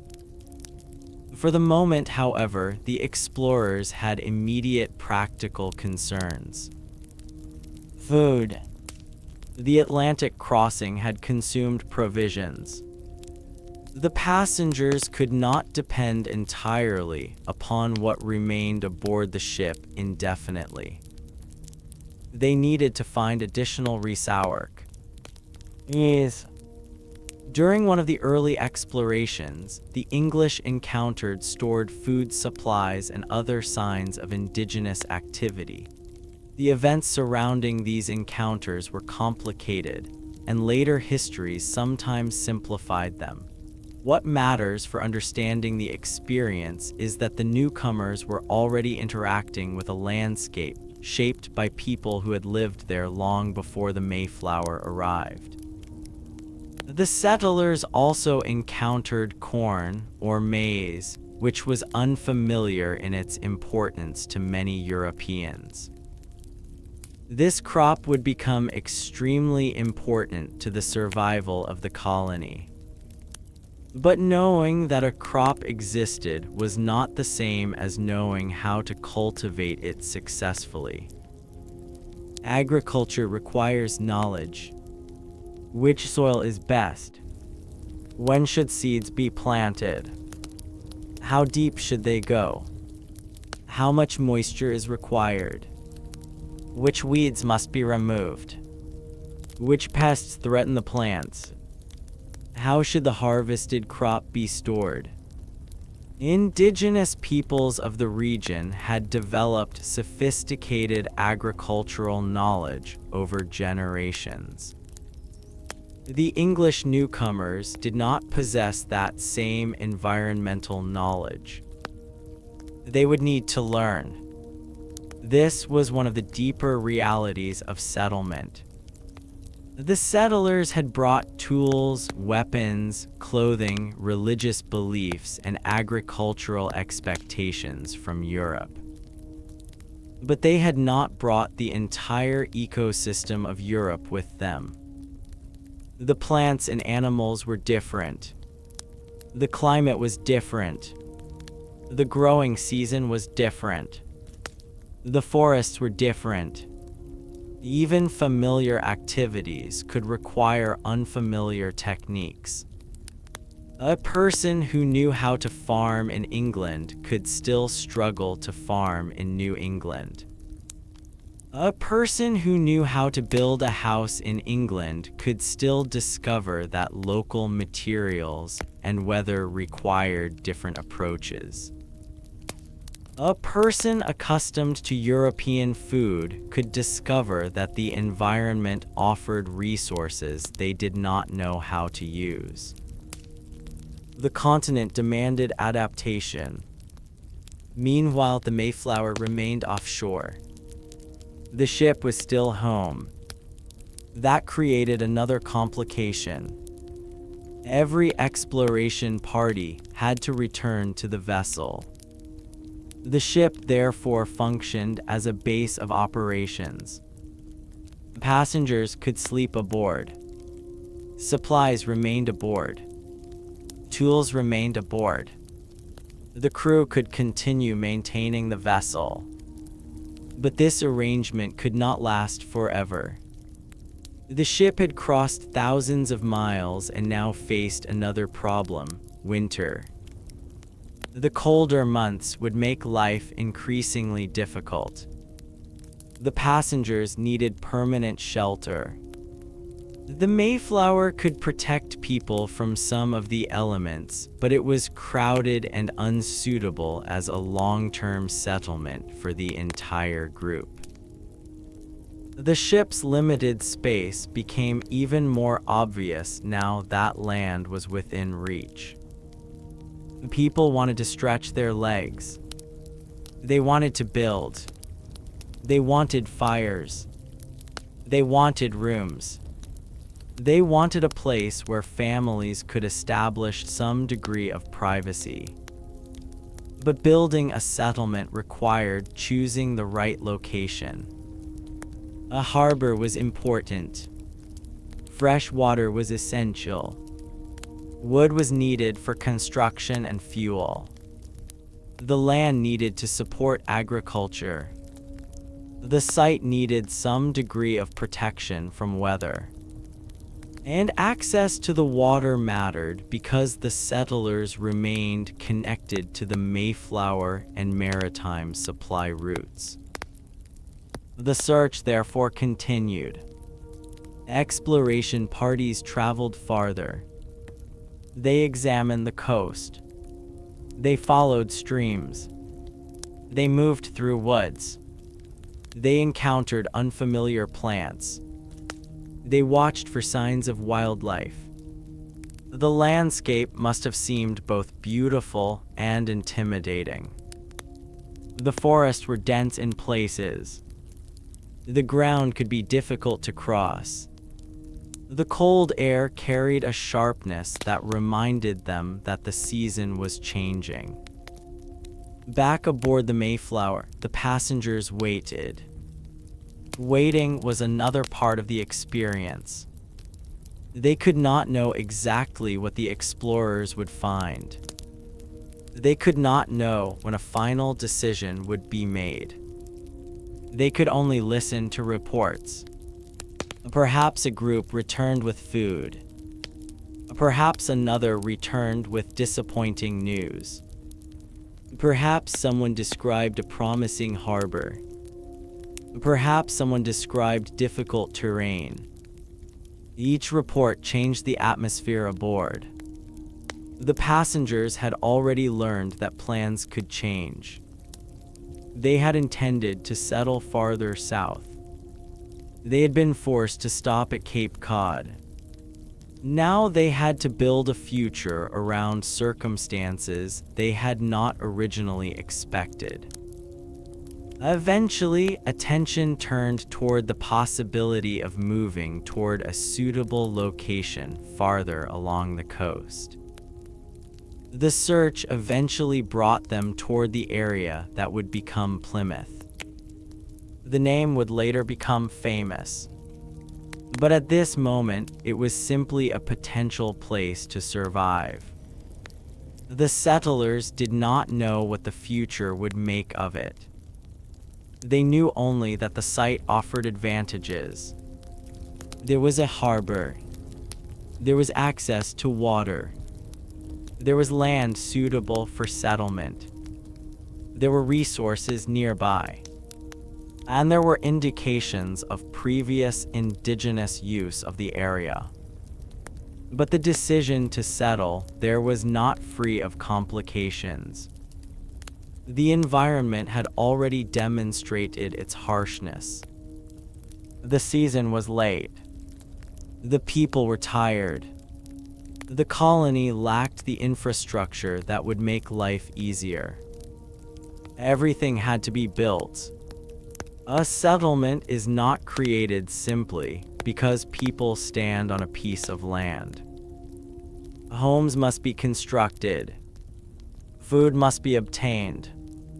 Water must be secured. Fuel must be gathered. Tools must be repaired. Clothing must be maintained. Waste must be managed. The sick must be cared for. Children must be protected. And people must find a way to cooperate. The Mayflower passengers had crossed the Atlantic together, but surviving together on land would require a different kind of discipline. On the ship, the crew controlled many aspects of daily life. On land, the settlers would have to create their own systems. Leadership would matter. Rules would matter. Property would matter. Labor would matter. And disagreements would matter. The journey therefore produced an unexpected transition. During the Atlantic crossing, the ocean had forced everyone into one floating community. On land, different interests could emerge. Some people wanted immediate construction. Others wanted exploration. Some needed rest. Others believed they had to gather food. Some wanted to search for the best farmland. Others wanted to remain close to the ship. The settlers were no longer simply passengers.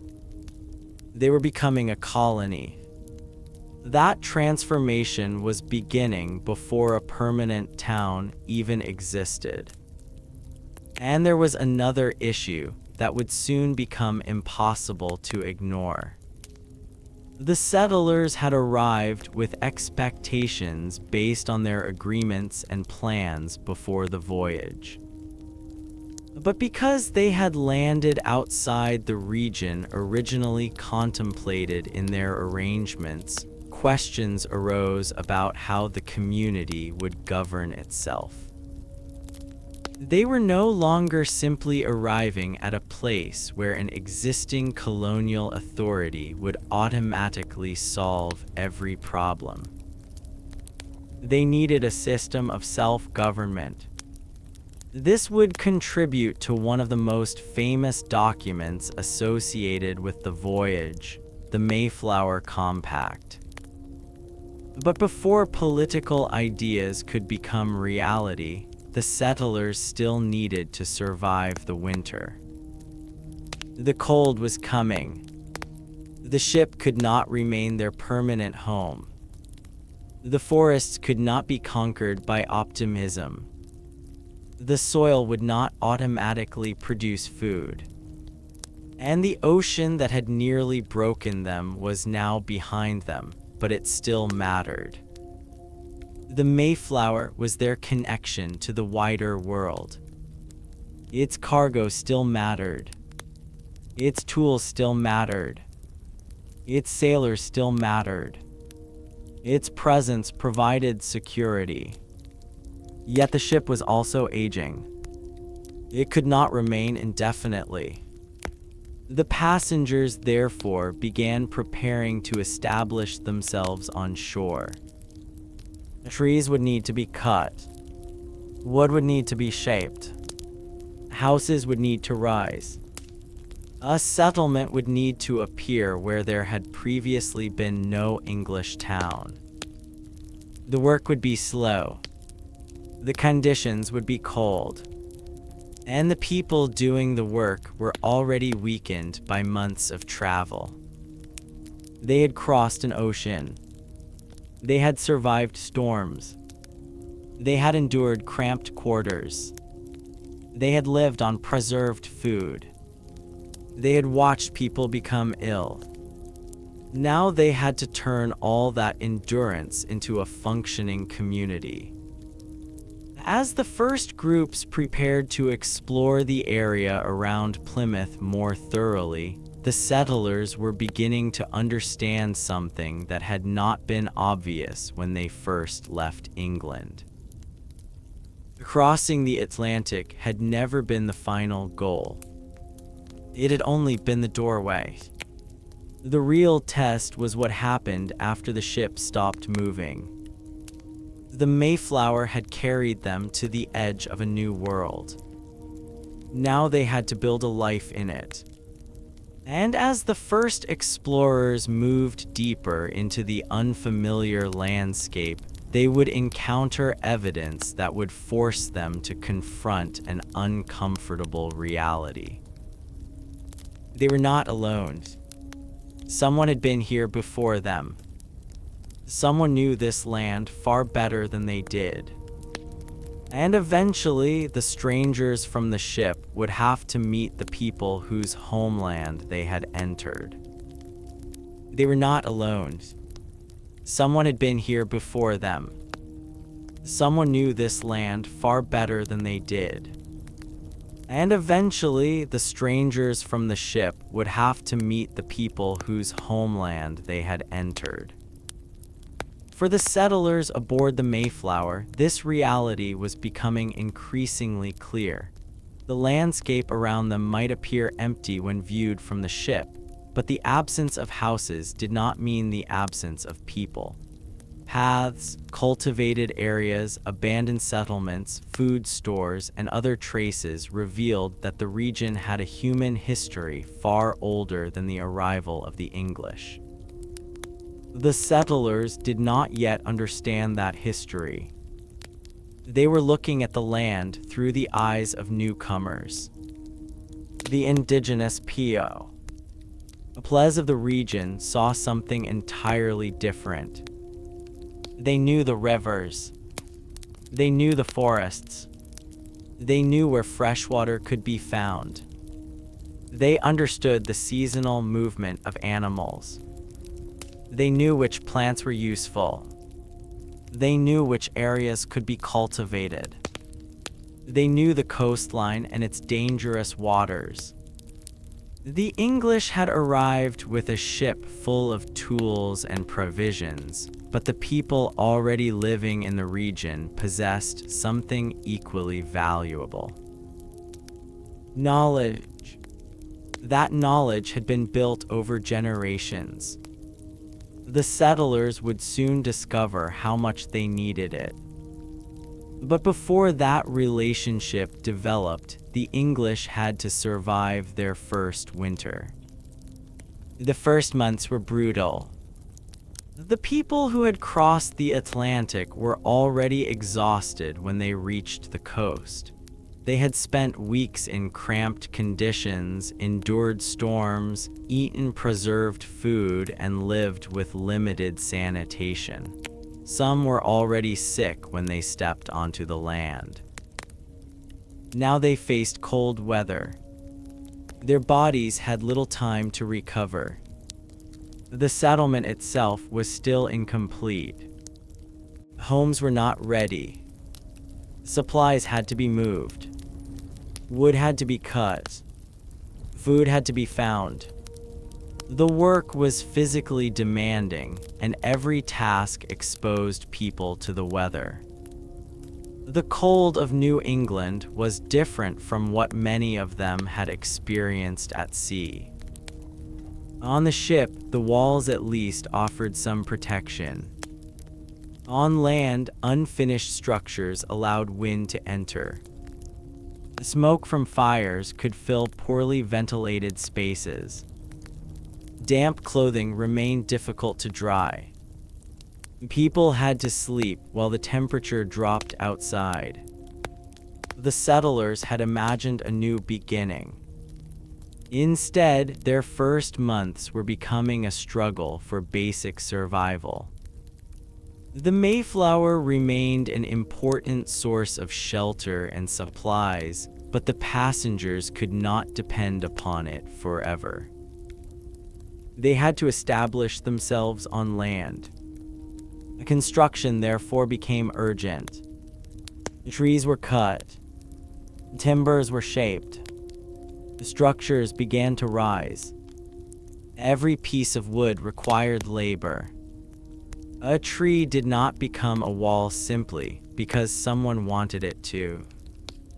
It had to be cut down, transported, measured, shaped, and fitted into a structure. Tools became essential. Axes, saws, hammers, nails, rope, and other equipment that might seem ordinary today were precious. If a tool broke, replacing it was not easy. The settlers had brought supplies from Europe, but every item had to last. The same was true of clothing. A torn coat could become a serious problem in winter. A damaged shoe could make walking through cold ground painful and dangerous. Wet clothing could become more than an inconvenience. Exposure to cold could weaken a person quickly. The settlers therefore had to repair almost everything. Nothing was disposable. Nothing could simply be replaced. The first winter gradually revealed the price of arriving late. If they had reached the coast earlier in the year, they would have had more time to establish homes, gather food, and prepare for cold weather. Instead, they arrived near the beginning of winter. The timing was unforgiving. The settlers' health deteriorated. Disease spread through the crowded community. People who had been strong enough to cross the Atlantic became too weak to work. This created a terrible cycle. The more people became sick, the fewer healthy workers remained. The fewer workers remained, the harder it became to build shelters, gather fuel, obtain food, and care for the sick. The harder those tasks became, the more vulnerable everyone was.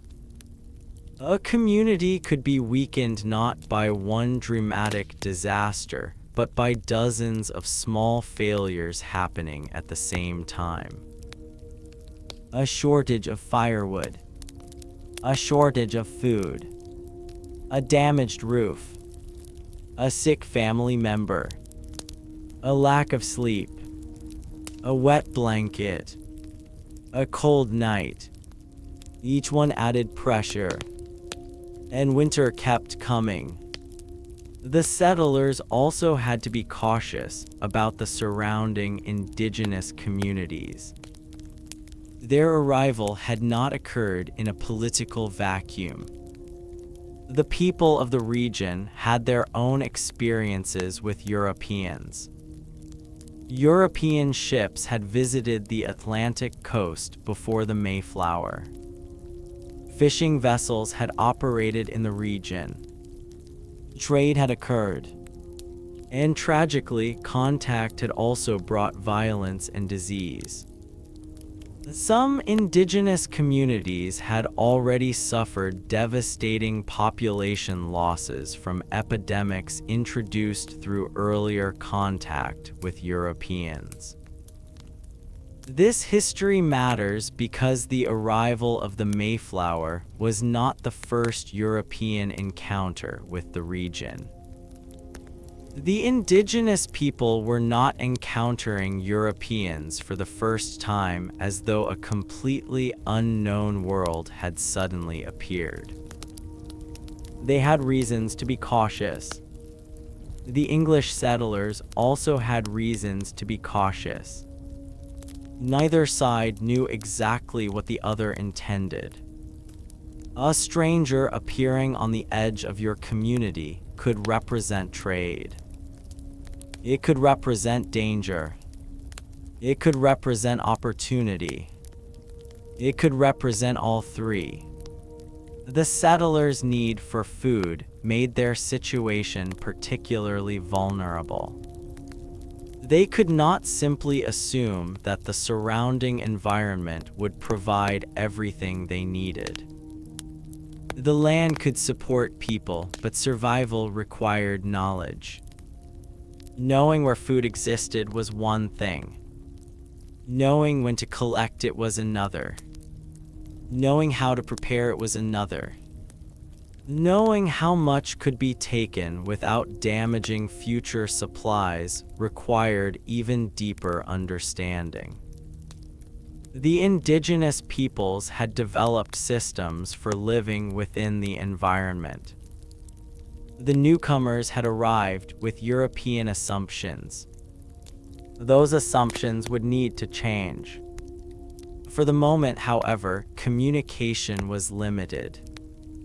The settlers did not speak the local languages. The local communities did not speak English. Misunderstandings were inevitable. Gestures could be interpreted incorrectly.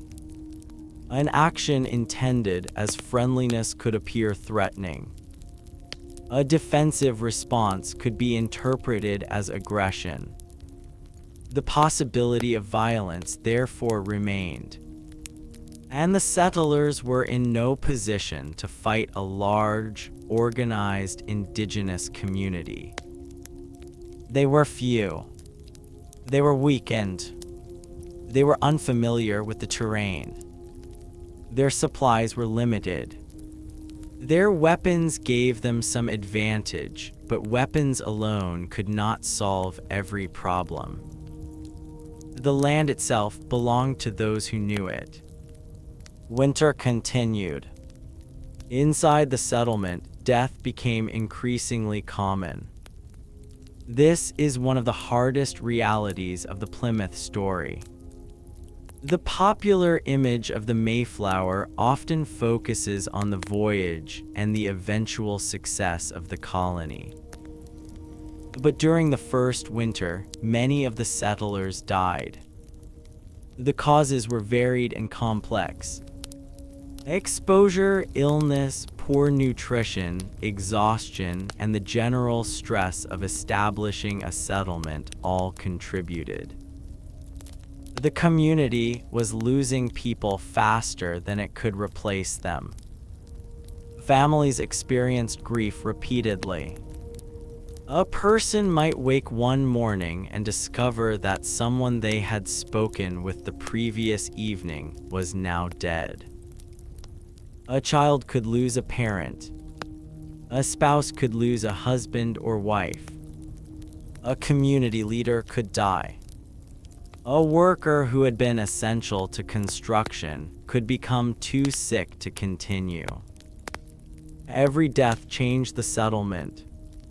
There was also the psychological effect. The people who remained had to continue working while grieving. There was no opportunity to pause the entire settlement for months. The houses still needed roofs. The fire still needed wood. Food still needed to be obtained. The sick still needed care. Winter did not stop because someone had died. This was survival in its harshest form. The settlers were not simply building a new town.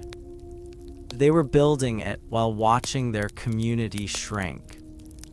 The Mayflower's presence became increasingly significant during these months. The ship still represented the world they had left behind. It contained people who had not yet permanently settled ashore. It also represented a possible route home. But returning to England was not an easy solution. The entire purpose of the expedition had been to establish a community in North America. Going back would mean abandoning that effort. Moreover, many had invested heavily in the voyage. They had left families, homes, occupations, and familiar communities. The decision to return was therefore not merely a question of geography. It was a question of identity and purpose. They had crossed the Atlantic because they believed a different future was possible. Now that future demanded an enormous price. As winter progressed, the settlers' dependence upon local knowledge became increasingly obvious. They needed to understand the environment. They needed information about food. They needed information about farming. They needed information about local geography. They needed to understand the surrounding political landscape. And eventually, they would encounter someone capable of communicating with them. But that meeting was still in the future. For now, the settlement remained vulnerable. Then, after the hardest months had passed, the weather slowly began to change. The days lengthened. The cold became less relentless. The landscape began to show signs of spring. The survivors emerged from the winter changed. Many had lost family members. The settlement was smaller than it had been when the Mayflower arrived. The survivors were more experienced, but they were also carrying grief. They had learned that simply reaching America did not guarantee survival. They had learned that houses had to be built before winter. They had learned that food could not be assumed. They had learned that illness could destroy a community. And they had learned that the land could not be understood without learning from those who already knew it. Then came a remarkable encounter. In March 1621, an indigenous man named Samoset approached the English settlement. For the settlers, the encounter must have been astonishing. Here was a person from the surrounding region who could communicate with them in English. Samoset had learned some English from earlier contact with European fishermen along the Maine coast. That ability made him an extraordinary bridge between two worlds. He entered the settlement and spoke with the English. The encounter would have been difficult to imagine only a few months earlier. The people who had once stared nervously at an unfamiliar coastline were now speaking with someone who knew the region. Samoset could provide information. He could explain aspects of the local political landscape. He could tell them about neighboring communities. He could help them understand that the land around them was not empty and that different indigenous groups had their own territories and relationships. Most importantly, Samoset's appearance demonstrated that communication was possible. The settlers had spent months trapped between ignorance and necessity. Now a door had opened. Samoset was not alone in the larger story. Another indigenous man would soon become even more important to the survival of the Plymouth settlers. His name was Tisquantum, commonly known as Squanto. His story was extraordinarily complicated. He was a member of the Patuxet people, a community associated with the area where Plymouth was established. But he had experienced something that almost none of the settlers could imagine. He had crossed the Atlantic before them. He had lived in England. He had learned English. And he had eventually returned to North America. His life had been shaped by European contact in ways that were both extraordinary and tragic. Before the Mayflower arrived, Tisquantum had been taken from his homeland under circumstances connected to English exploitation and captivity. He was brought across the Atlantic and spent years in England. Eventually, he returned to North America. When he came back, the Patuxet community he had known had been devastated by disease. The community had suffered catastrophic losses. The land where he had grown up had been transformed. This meant that when Tisquantum eventually met the English settlers, his relationship to them was unlike that of anyone else. He knew their language. He understood aspects of their culture. He knew the local environment. And he had his own painful history with Europeans. For the settlers, his arrival would be enormously valuable. For Tisquantum, the encounter was part of a much larger and deeply personal history. He could teach the newcomers practical skills: how to grow corn, how to use local resources, how to move through the law and escape, how to understand seasonal conditions. He could serve as an interpreter. He could help communicate with local indigenous leaders. This was not a simple story of one person arriving to save the settlers. The reality was much more complicated. Tisquantum had his own interests, relationships, and political circumstances. The indigenous communities around Plymouth were not one unified group. They had alliances. They had rivalries. They had memories of conflict. They had experienced disease. They had their own leaders and priorities. The English settlers were entering that political world. Their survival would depend partly upon how they navigated it. And among the most important figures in that world was Massasoit, the leader of the Pokanoket people. The English would come to know him as Massasoit, although that term functioned as a title rather than simply a personal name. His relationship with the Plymouth settlers would become crucial. But before the alliance took shape, there were negotiations. The settlers needed food and security. The indigenous leaders needed to understand who these newcomers were. Were they temporary visitors? Were they intending to remain? Were they a threat? Could they become useful trading partners? Would more English arrive? These questions mattered. The Mayflower was not the end of European migration.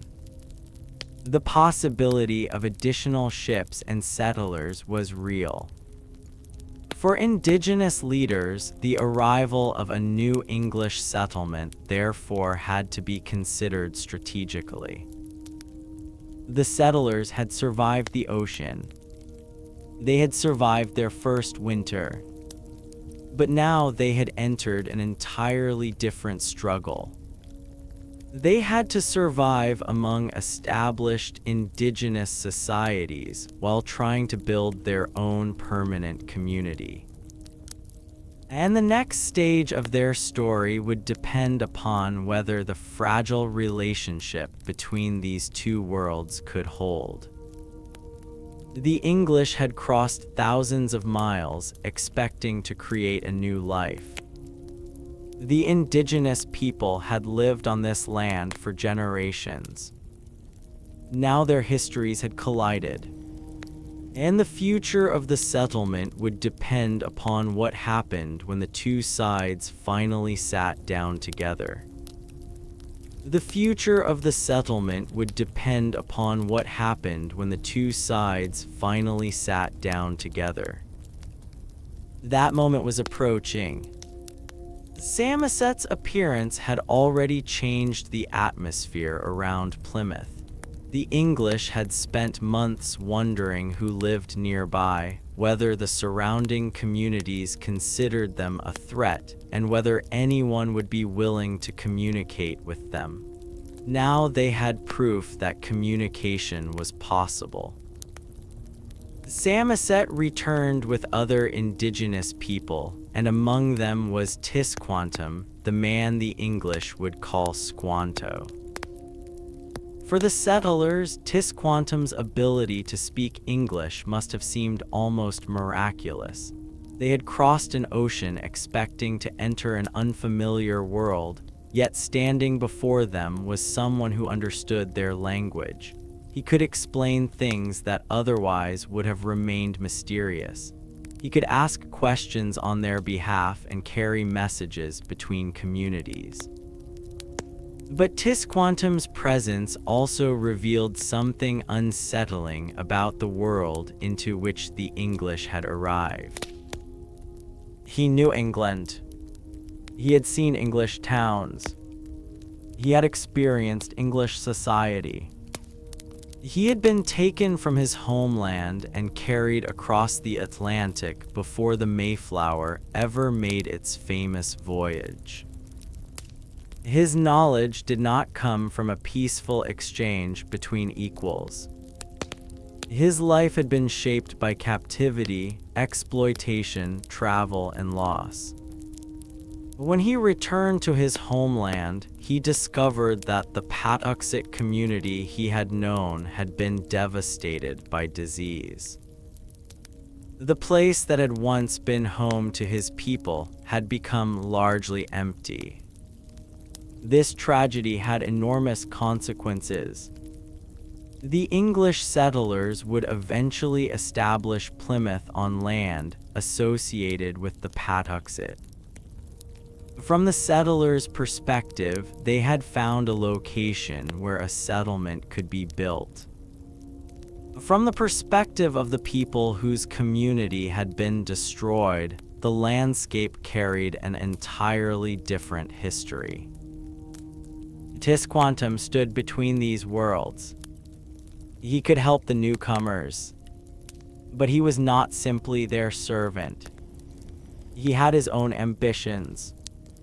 He had his own memories. He had his own relationships with indigenous leaders. And he understood that the arrival of the English had changed the balance of power in the region. The settlers desperately needed someone like him. Their survival depended upon local knowledge. The previous winter had shown how vulnerable they were. They had struggled to grow food. They had struggled to understand the environment. They had struggled with disease. They had lost many members of their community. They could not afford another winter like the first. Tisquantum began teaching them practical techniques. One of the most important was agriculture. The English already knew how to grow crops, the environment around Plymouth was different from the agricultural landscapes they knew in Europe. Local indigenous farming practices were adapted to the climate and soil. Maize was especially important. The settlers needed to understand how it was planted, cultivated, harvested, and stored. Tisquantum could provide information that would otherwise have taken years to acquire. He could explain how local crops grew. He could show them where certain resources could be found. He could help them understand seasonal changes. This knowledge was more valuable than almost any object aboard the Mayflower. A tool could cut wood. A weapon could provide protection. A barrel could store food. But knowledge could multiply the usefulness of everything else. If the settlers knew where to find resources, they could use their tools more effectively. If they understood agriculture, they could produce food. If they understood the environment, they could reduce unnecessary risks. Tisquantum therefore became an important figure in the settlement's early survival. But there was another problem. The English needed political relationships. Plymouth was not an isolated island. Other indigenous communities existed throughout the region. The settlers could not assume that everyone would welcome them. A small settlement surrounded by unfamiliar communities was vulnerable. Trade could help. Diplomacy could help. Mutual agreements could help. And the most important relationship soon developed with Massasoit, the leader of the Pokanoket. Massasoit's position was complicated. He was not simply deciding whether he personally liked the English. He had to think about his people. The region had already been devastated by epidemic disease. Political relationships had been disrupted. Rival groups existed. European traders and fishermen had been visiting the coast. The arrival of a permanent English settlement represented both danger and opportunity. An alliance with the newcomers might provide access to trade goods and weapons. It might strengthen Massasoit's position against rivals. At the same time, allowing a foreign settlement to grow nearby could eventually become a serious threat. The decision therefore required calculation. When Massasoit came to meet the English, the encounter was carefully managed. The settlers had weapons. The indigenous people had their own weapons. Neither side could be certain of the other's intentions. This was not a casual meeting between neighbors. It was a diplomatic encounter between groups who had reasons to be cautious. Eventually, communication took place with the assistance of interpreters. The English leaders wanted peace. Massasoit wanted to understand their intentions. The result was an agreement that became one of the most important early diplomatic relationships between the Plymouth colonists and the Pokanoket. The exact details of the agreement are often simplified in popular retellings, but its basic purpose was practical. Both sides agreed to maintain peaceful relations. They would avoid harming one another. They would return stolen property. They would not attack without warning. And if someone committed wrongdoing, the matter could be addressed through agreed procedures. This was not a modern friendship treaty. It was a political arrangement. Both sides had interests. Both sides expected benefits.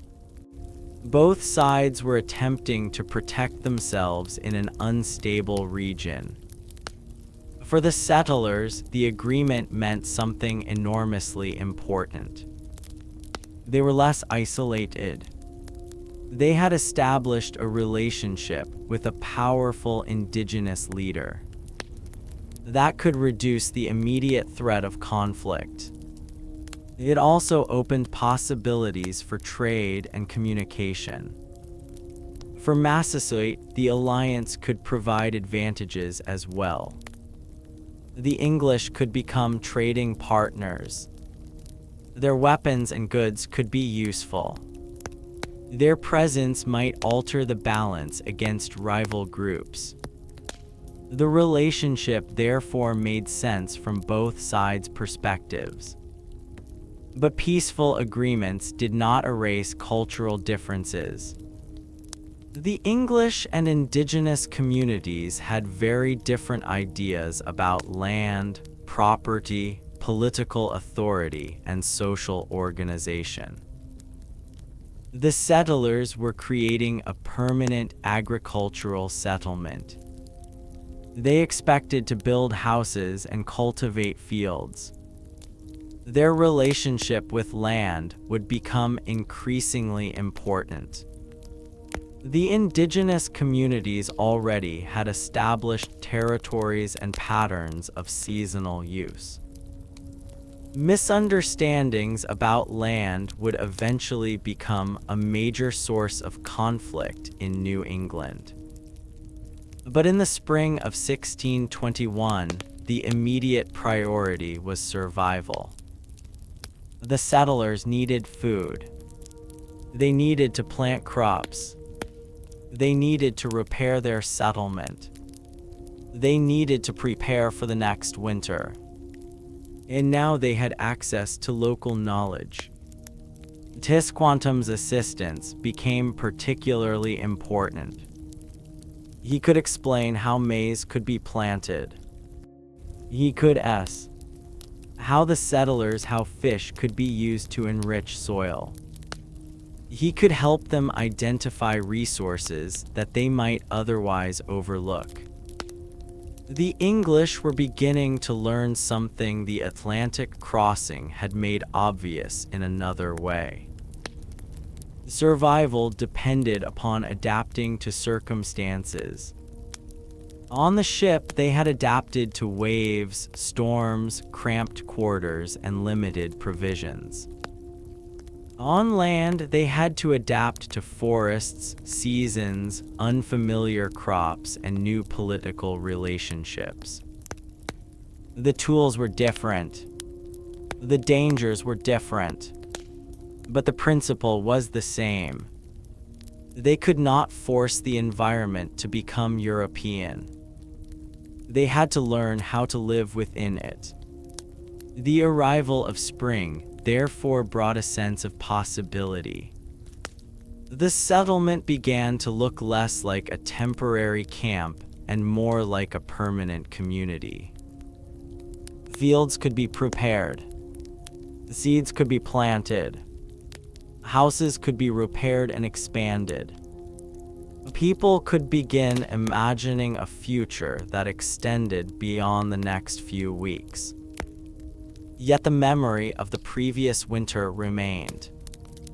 Too many people had died. Too many families had been broken. The survivors understood that another failure could be catastrophic. The coming harvest therefore mattered enormously. If the crops failed, the settlement could face starvation. If the harvest succeeded, they would have a stronger foundation. The settlers worked. They planted. They learned. They traded. They continued building. The Mayflower remained part of their story, but its role was changing.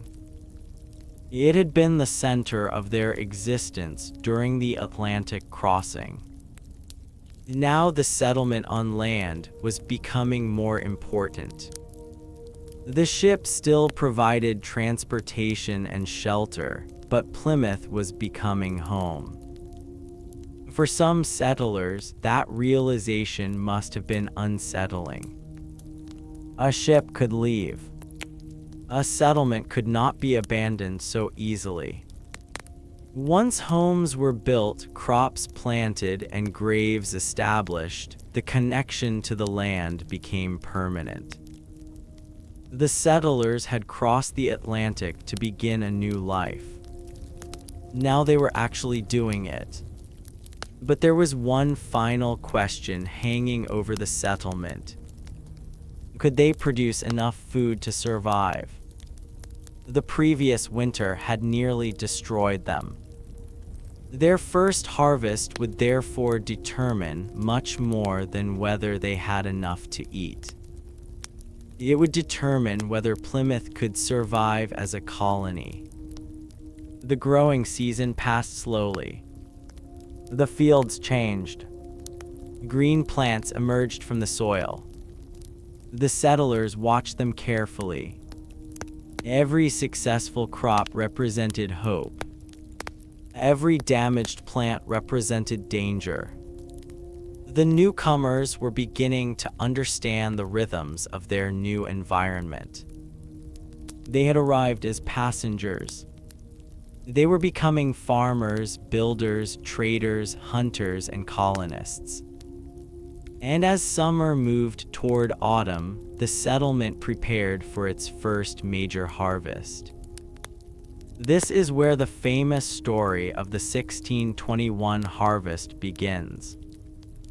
But the reality was more complicated than the familiar image of a cheerful feast around a large table. There was certainly a harvest celebration. There were indigenous guests. There was food. There was diplomacy. But it was not the modern Thanksgiving holiday people often imagine. It was part of a much more complicated relationship between two peoples whose futures were about to become deeply connected. For the settlers, the harvest represented survival. For Massasoit and his people, the gathering represented diplomacy and an opportunity to reinforce an important alliance. The meal lasted several days, according to later accounts. Food included what was available locally, and the event was very different from the modern Thanksgiving menu and traditions that developed much later. There were no familiar modern expectations, no standardized holiday, no national celebration, no certainty about the future. Instead, there were people who had survived an extraordinarily difficult year sitting together after a harvest. Some had crossed the Atlantic. Others had lived on the land for generations. Their meeting was possible because of circumstances that had begun long before the Mayflower sailed. European exploration, trade, captivity, disease, war, migration, political alliances, and individual choices had all contributed to this moment. The settlers had survived because they had encountered people who understood the land. The indigenous communities had reasons to maintain relations with the newcomers. For a brief period, cooperation was possible. But history would not remain frozen in 1621. More English settlers would arrive. The population of New England would grow. Demand for land would increase. The balance of power would change. And relationships that seemed stable in one generation could become deeply hostile in another. The people at Plymouth could not know any of this yet. They were simply grateful to have survived. The first winter had nearly ended the colony. Now the first successful harvest gave them a reason to believe they could remain. The Mayflower voyage was beginning to recede into memory. The ocean was still there, but the survivors were no longer living aboard it. Their feet were on solid ground. Their houses stood around them. Their crops had grown. Their political relationships had begun. They had survived the crossing. They had survived the first winter. They had learned from people who knew the land.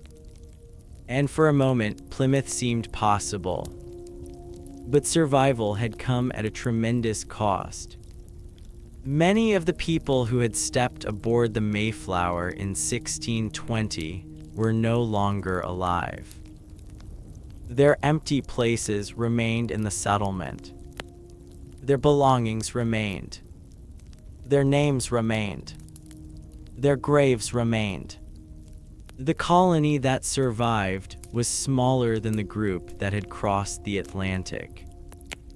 And the people who remained were carrying the memory of everything that had happened since the ship first left England.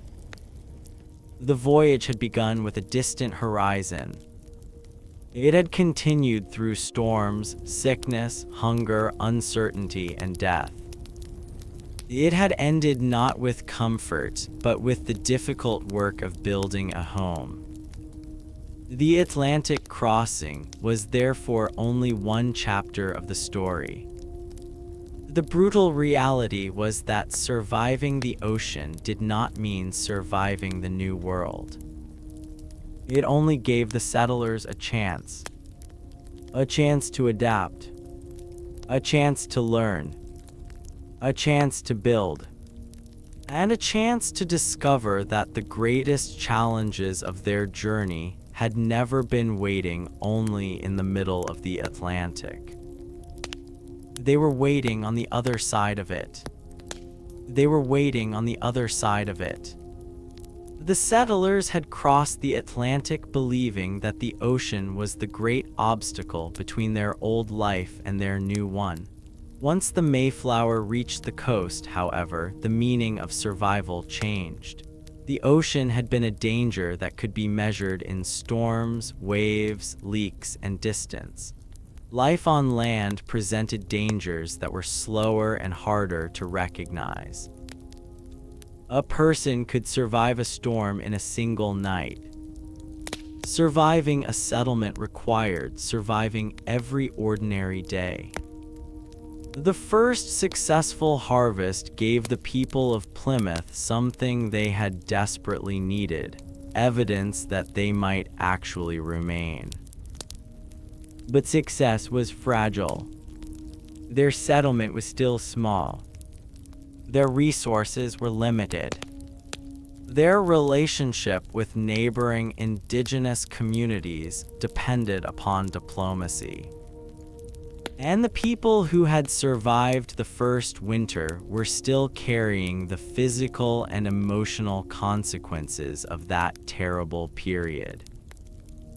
The familiar image of the first harvest can make the year 1621 seem like a clean transition from hardship to prosperity. It was not. The settlers had not suddenly become secure. They had simply reached a point where survival seemed possible.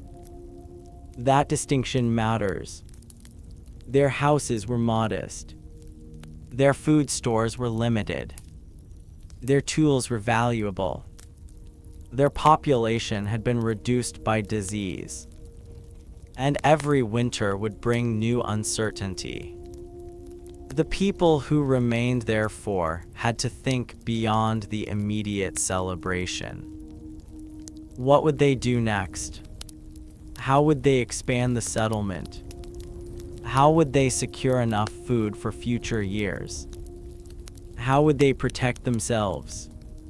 How would they maintain relations with neighboring communities? And what would happen when more English ships arrived? The last question was particularly important. The Mayflower had carried the original group, but the settlers knew that they were not completely isolated from England. News could travel. Ships could arrive. Additional colonists could come. Supplies might be sent. The colony might grow. Growth could bring strength. But it could also bring conflict. More settlers meant more demand for land. More houses required more timber. More fields required more cleared ground. More people required more food. The relationship with indigenous communities would therefore become increasingly important. The early agreement with Massasoit provided a period of peace, but it did not erase the deeper differences between the communities. The English wanted permanent settlements. their population could grow rapidly. They were accustomed to concepts of private property and agricultural expansion. The indigenous societies around them had their own systems of land use, political authority, and territorial relationships. These systems did not automatically fit together. For the moment, however, cooperation remained possible. Trade continued. Communication continued. Tisquantum remained closely involved with the Plymouth settlers. His knowledge was extremely valuable. He had become an interpreter and guide, helping the settlers navigate a world they did not understand. But his position was complicated. He had relationships with different indigenous groups, and his own history affected how he approached political relationships. The settlers sometimes relied heavily upon his information. That gave him influence. It also created tensions. The early colony was not a simple society in which everyone trusted everyone else. People had competing interests. They disagreed about decisions. They had different levels of wealth. Some had arrived with families. Others were single. Some had practical skills. Others had fewer useful resources. The idea that everyone aboard the Mayflower was equally committed to the same religious purpose was also inaccurate. The group included people with different backgrounds and motivations. That diversity mattered once the ship was no longer controlling their daily lives. On the Mayflower, everyone had shared a common physical environment. On land, individual interests became easier to express. Who owned the land? Who should perform the work? Who should receive food? Who had authority? Who could make decisions? These were not abstract political questions. They affected whether people ate. They affected where houses were built.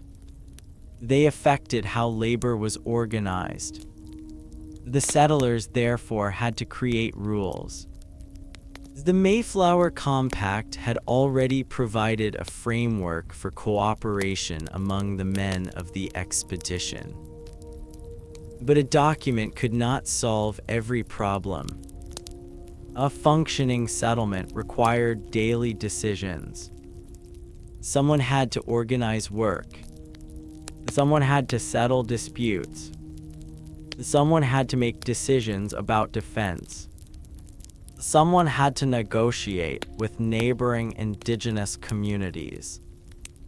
Someone had to determine how resources were distributed. Leadership therefore became increasingly important. William Bradford emerged as one of the central figures of the colony. He had been among the separatists and would later become governor. His role was not that of an absolute ruler. He had to work within the communities. He had to manage competing interests. He had to make decisions during periods of crisis.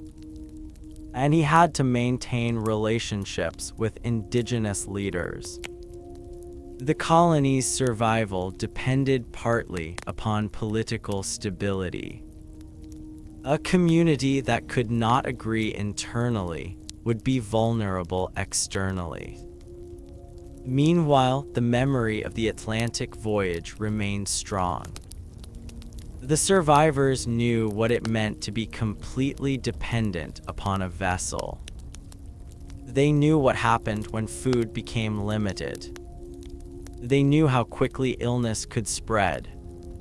They knew how helpless people could become when the environment was beyond their control. That experience shaped their attitude toward preparation. The next winter could not be allowed to catch them unprepared. Food had to be stored. Buildings had to be improved. Clothing had to be repaired. Fuel had to be gathered. The settlement had to become more resilient. This was another difference between the voyage and the colony. On the Mayflower, preparation happened before departure. Once the ship was at sea, there was little opportunity to obtain new resources. At Plymouth, preparation could continue. Trees could be cut. Crops could be planted. Food could be preserved. Buildings could be expanded. Tools could be repaired. The settlers were no longer trapped by the limits of the ship's original inventory. But they were still limited by their ability to produce and gather. That required knowledge, and knowledge required experience. The first year had been a brutal teacher. The settlers learned which foods were available. They learned how to work the soil. They learned where water could be found. They learned how cold the winters could become. They learned which buildings needed improvement. They learned how quickly disease could spread through a crowded community. Every lesson had been expensive. Some had been paid for with lives. The settlement therefore entered its second year with greater knowledge but fewer people than had originally arrived. The population loss was enormous. A significant portion of the Mayflower passengers and crew had died during the first year. The causes were not one single disease or one single event.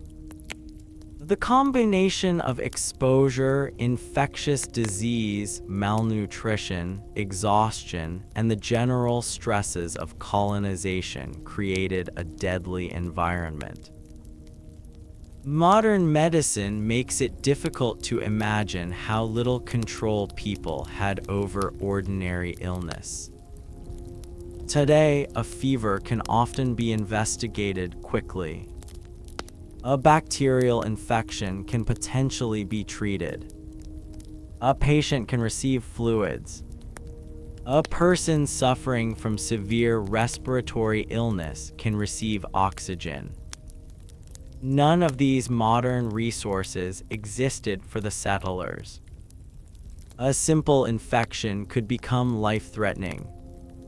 A person could be healthy in the morning and dangerously ill by evening.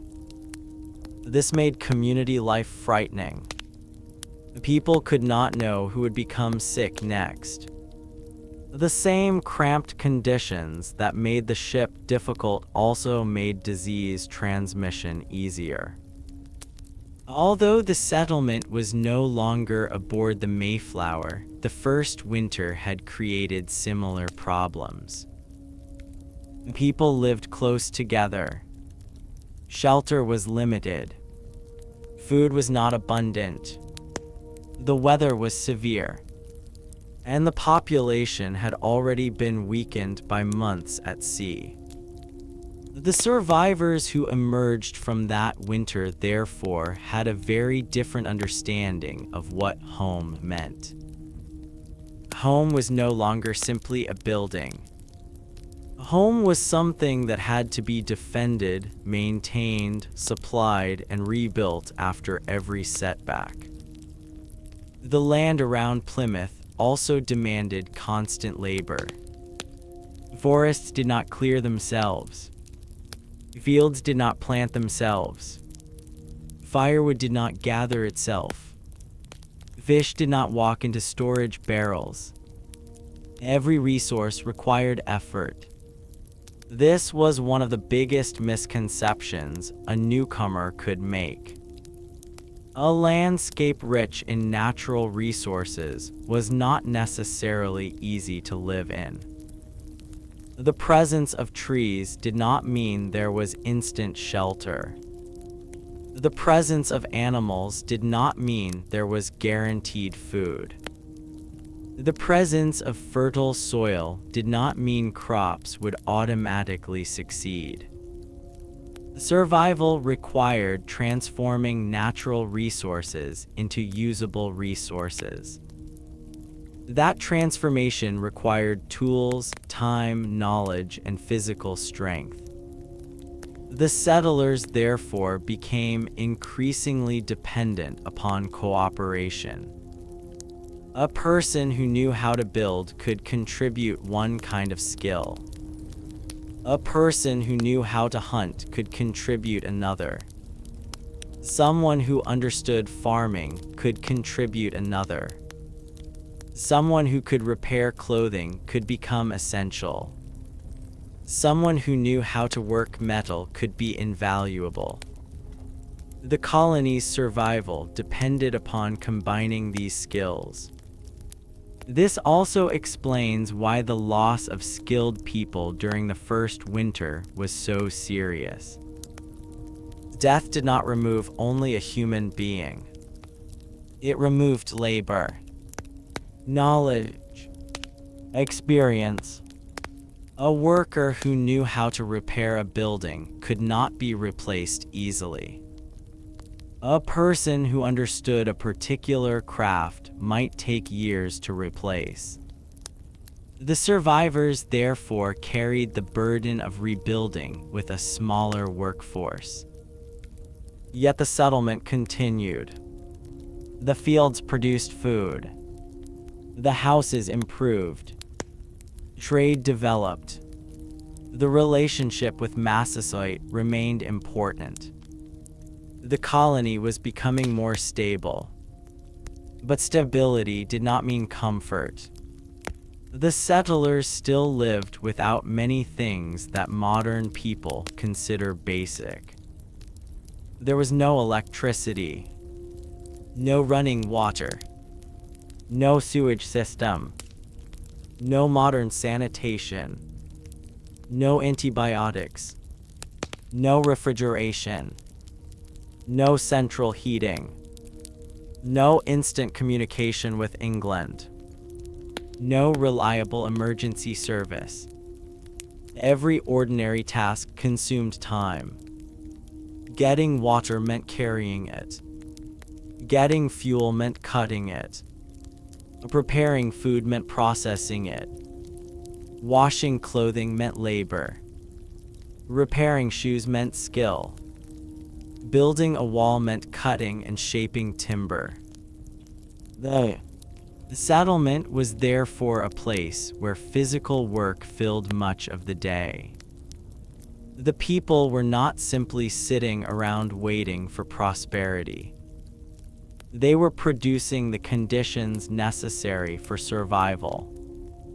The Atlantic crossing had created one kind of exhaustion. The colony created another. At sea, the body was exhausted by constant movement and confinement. On land, it was exhausted by work. Cutting, carrying, digging, building, planting, harvesting, repairing, repeating. The work had no final completion. A house might be finished, but its roof would later need repair. A field might be planted, but weeds would appear. A pair of shoes might be repaired, but the leather would eventually wear again. A food store might be filled, but winter would consume it. Survival was a cycle rather than a destination. And the settlers were beginning to understand that. Their relationship with the indigenous peoples also continued to develop. Trade could provide useful materials. Information could save lives. Diplomacy could prevent violence. But every interaction carried political meaning. The English were not simply visitors anymore. They were permanent residents. That changed the situation. A temporary visitor could leave. A permanent settlement affected the land. It affected neighboring communities. It affected resources. It affected political alliances. As Plymouth survived, its existence became more significant. The colony was becoming evidence that English settlement was possible in the region. That would eventually encourage more migration. More migration would change the balance of power. But the people living in Plymouth during those first years could not see the full consequences. They were thinking about the next harvest, the next winter, the next shipment, the next negotiation, the next illness, the next meal. Their lives remained intensely immediate. And perhaps that is one of the most important lessons from their story. Historical events often appear inevitable when viewed from centuries later. We know that Plymouth survived. We know that English settlements expanded. We know that the population of New England grew. We know that the relationships between colonists and indigenous peoples would eventually become deeply violent. But the people living in 1621 did not know any of that. For them, survival was uncertain. Every successful harvest felt like a victory. Every peaceful meeting was valuable. Every healthy child represented hope. Every new house strengthened the community. Every ship arriving from England could change the balance of resources. And every death reminded them that nothing was guaranteed. The Atlantic crossing had taught them uncertainty. The first winter had taught them vulnerability. The spring and summer had taught them adaptation. Now the colony had to learn something else.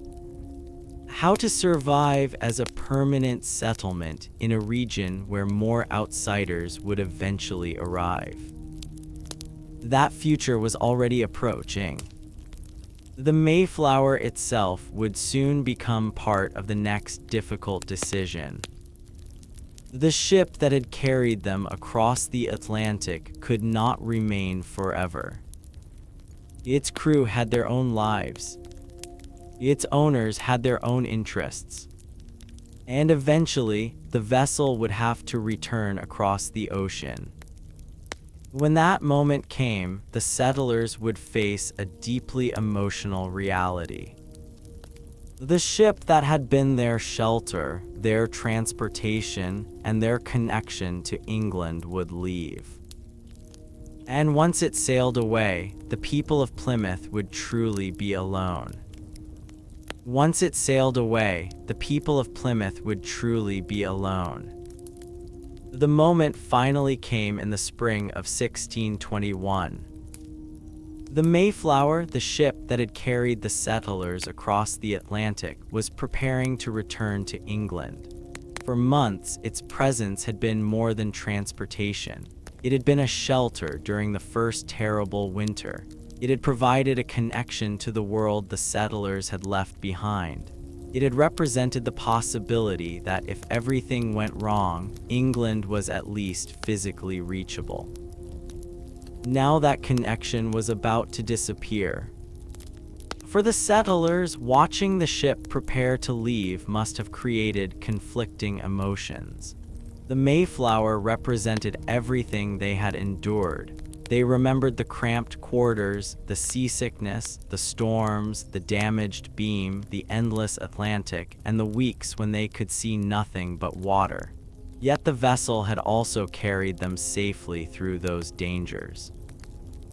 Now it was going home. The voyage back to England would be much shorter than the original crossing because the ship would not be carrying the entire settlement and would be traveling under different conditions. But for the people remaining in Plymouth, the direction of the voyage mattered more than its difficulty. The ship would be sailing east. They would remain west. England would become thousands of miles away again. A person standing on the shore could look at the Mayflower and realize that once its sails disappeared, there would be no easy way to reverse the decision they had made. They were no longer passengers. They were colonists. The Mayflower finally departed in April 1621. As the ship moved away, the people of Plymouth watched it become smaller. The vessel that had once seemed enormous would gradually become a distant shape. Then the sails would disappear, and the settlers would be left with the settlement they had built. No ship was waiting to carry them home whenever they became uncomfortable. No familiar English town was nearby. No large supply network existed behind them. If their harvest failed, they could not simply visit a market. If a roof collapsed, they could not order replacement materials. If someone became seriously ill, there was no hospital waiting. The distance to England was no longer an abstract number. It was a physical barrier. And yet the settlers remained. That decision reveals something important about the entire journey. The Atlantic crossing had been brutal, but the people who crossed it were not simply seeking an exciting adventure. They were making a long-term commitment. They had left familiar places because they believed their future required it. After the Mayflower departed, the settlement's dependence upon itself became even more obvious. Everything now had to be maintained locally. Food had to be produced. Buildings had to be improved. Tools had to be repaired. Clothing had to be maintained. Fuel had to be collected. Relationships with neighboring indigenous communities had to be managed. The settlers had to prepare for another winter without the comforting possibility that the Mayflower could remain nearby. The first winter had nearly destroyed them. The next one could be different only if they learned from what had happened. They had learned. They had gained agricultural knowledge. They had established relationships. They understood the local environment better. They knew that preparation mattered. They knew that illness could spread quickly. They knew that food stores had to be protected. They knew that the settlement needed stronger buildings. They were still vulnerable, but they were no longer completely inexperienced. The relationship with Massasoit remained an important part of their security. Peaceful relations meant that the settlers did not have to devote all their energy to defending themselves against nearby indigenous communities. Trade and communication gave them access to information and resources they could not easily obtain alone. But this relationship should not be imagined as a simple friendship between two groups who had permanently solved all their differences. It was a political relationship. Both sides had their own interests. Both understood that circumstances could change. For Massasoit, maintaining a relationship with the English could strengthen his position in a region affected by disease, population loss, and political competition. For the settlers, peace reduced the danger of being isolated among unfamiliar communities. The arrangement worked because, at that particular moment, cooperation was useful to both sides. That temporary cooperation would later be overshadowed by the much larger history of English expansion across New England. But in 1621, the settlers were still focused on survival. The fields had to be cultivated. The harvest had to be stored. The settlement had to be strengthened. The survivors of the first winter had learned not to take a successful season for granted. Every grain of corn mattered. Every barrel of preserved food mattered. Every healthy worker mattered. Every usable tool mattered. There was almost no waste. The world they lived in required constant attention. A modern person can leave a house in the morning and return to find it almost exactly as it was. For the Plymouth settlers, leaving a house did not guarantee that it would remain secure. A storm could damage it. Rain could enter. Wood could rot. Fire could destroy it. Animals could interfere with stored food. Winter could freeze water. The settlement required maintenance every day. This physical reality is easy to overlook when looking at paintings of early colonial life. Paintings can make a settlement appear peaceful. A few wooden houses. Smoke rising from chimneys. People walking between buildings. Trees in the background. Perhaps a ship in the harbor. But behind every apparently simple scene was enormous labor.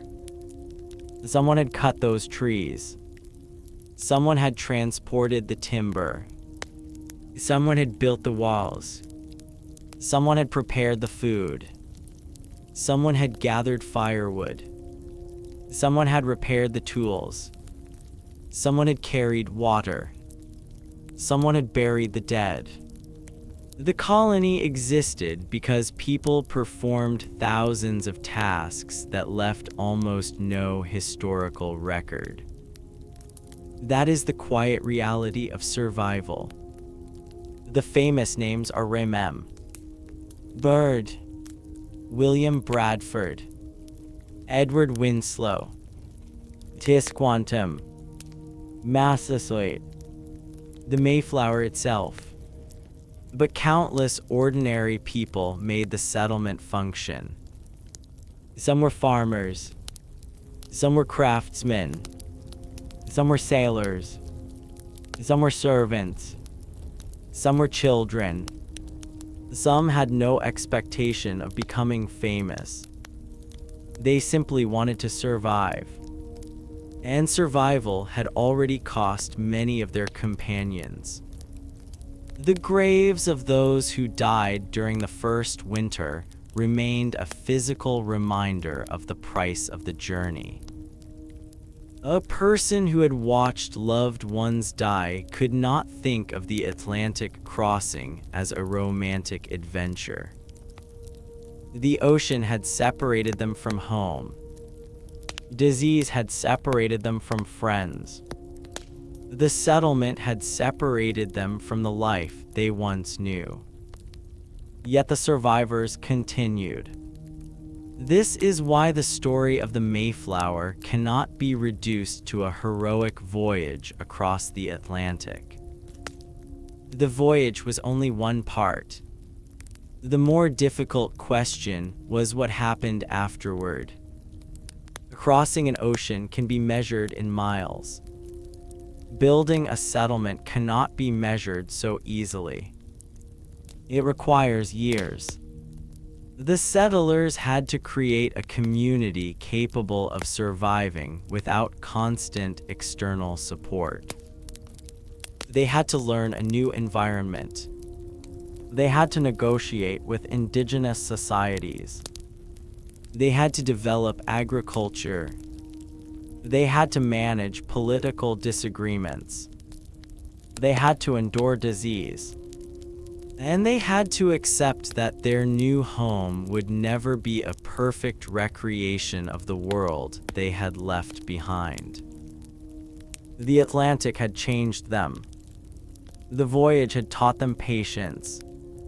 It had taught them dependence. It had taught them fear. It had taught them that nature could not be controlled simply because human beings had made plans. The sea had shown them how small a wooden ship could feel in an enormous ocean.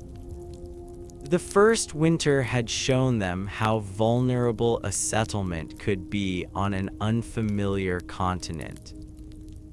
Their encounters with indigenous people had shown them that survival could depend upon knowledge possessed by others. Their first harvest had shown them that adaptation could turn a desperate situation into a possible future. And the departure of the Mayflower had shown them that there was no going back easily. The ship eventually disappeared from their daily lives. The settlement remained. Years later, the story would be remembered in increasingly simplified ways. The difficult Atlantic crossing would become a famous chapter in American history. The first harvest would become connected to the Thanksgiving tradition. The Mayflower would become one of the most recognizable ships in American historical memory. But the real experience was much messier. There was fear. There was illness. There was grief. There was hunger. There was uncertainty. There was diplomacy. There was misunderstanding. There was cooperation. There was loss. There was determination. The people aboard the Mayflower were not living inside a story whose ending they already knew. They were living inside uncertainty.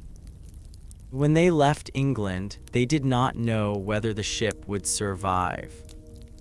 When the storms arrived, they did not know whether the hull would hold. When they reached Cape Cod, they did not know where they would settle. When winter came, they did not know how many would survive. When Samoset approached, they did not know whether the encounter would lead to peace or conflict. When Tisquantum arrived, they did not know how important his knowledge would become. When Massasoit met with them, neither side could know exactly how the relationship would develop over the decades ahead. And when the Mayflower finally sailed away, the settlers could not know what their small community would eventually become. They only knew that they were still alive. That may be the most honest way to understand the voyage. The Mayflower did not carry them directly from hardship to prosperity. It carried them from one kind of uncertainty into another. The Atlantic was brutal because it was vast, unpredictable, and indifferent. The land was brutal because survival required knowledge, labor, preparation, and adaptation. The settlers survived neither because the journey was easy nor because success was guaranteed. They survived because enough people endured long enough to learn. And even that statement must be treated carefully. Many did not survive. Their deaths were not minor details in the story. They were part of its foundation. The colony that eventually continued was built by survivors carrying memories of people who had not made it through the first year. So when we imagine the Mayflower crossing today, it is worth removing the polished images for a moment. Imagine instead the smell below deck, the damp wood, the crowded sleeping spaces, the hard preserved food, the stale water, the sound of waves striking the hull at night, the fear when the ship's structure was damaged, the endless horizon, the sickness, the exhaustion. Then imagine finally seeing land. Imagine stepping onto solid ground after weeks of movement. Imagine believing that the hardest part was over. And then imagine discovering that the real struggle had only begun. That was the brutal reality of crossing the Atlantic in 1620. The voyage was not simply a journey from England to America. It was a transformation from passengers into survivors and from survivors into settlers. The Atlantic crossing demanded everything from the people aboard. Their patience, their physical strength, their faith, their relationships, their ability to endure discomfort, their willingness to trust strangers, their ability to adapt.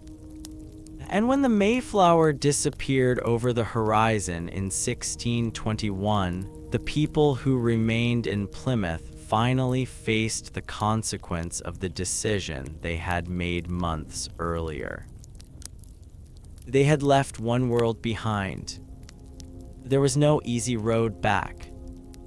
Ahead of them was a settlement that still needed to grow, a continent they barely understood, neighboring peoples whose own histories would become intertwined with theirs, and a future that would eventually transform the region forever.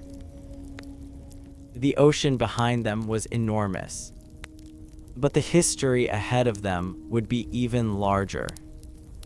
And somewhere along that cold coastline, surrounded by unfinished buildings, newly cultivated fields, graves of lost companions, and the vast forests of a land they were still learning to understand, the survivors of the Mayflower voyage began another ordinary day.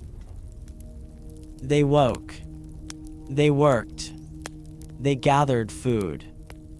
They repaired what was broken. They prepared for winter. They watched the sky. And they continued. Because after crossing an ocean like the Atlantic in 1620, there was no grand moment when life suddenly became easy. There was only the next morning, and then the next task, and then another winter, and another harvest, and another uncertain future. The Mayflower had carried them across the Atlantic, but it was endurance that carried them forward. And perhaps that is what makes their journey so difficult to understand from the comfort of the modern world. We know the destination. They did not. We know the ship survived. They did not. We know Plymouth became part of a much larger history. They could not possibly know that. They knew only the darkness below deck, the violent sea outside, the cold ground beneath their feet, and the people standing beside them. They knew the cost of every decision. They knew how far home was. They knew how much they had already lost. And still they continued building. The Atlantic crossing was over. The voyage had ended. But their story had only begun. If you want to continue the journey, the next video is waiting.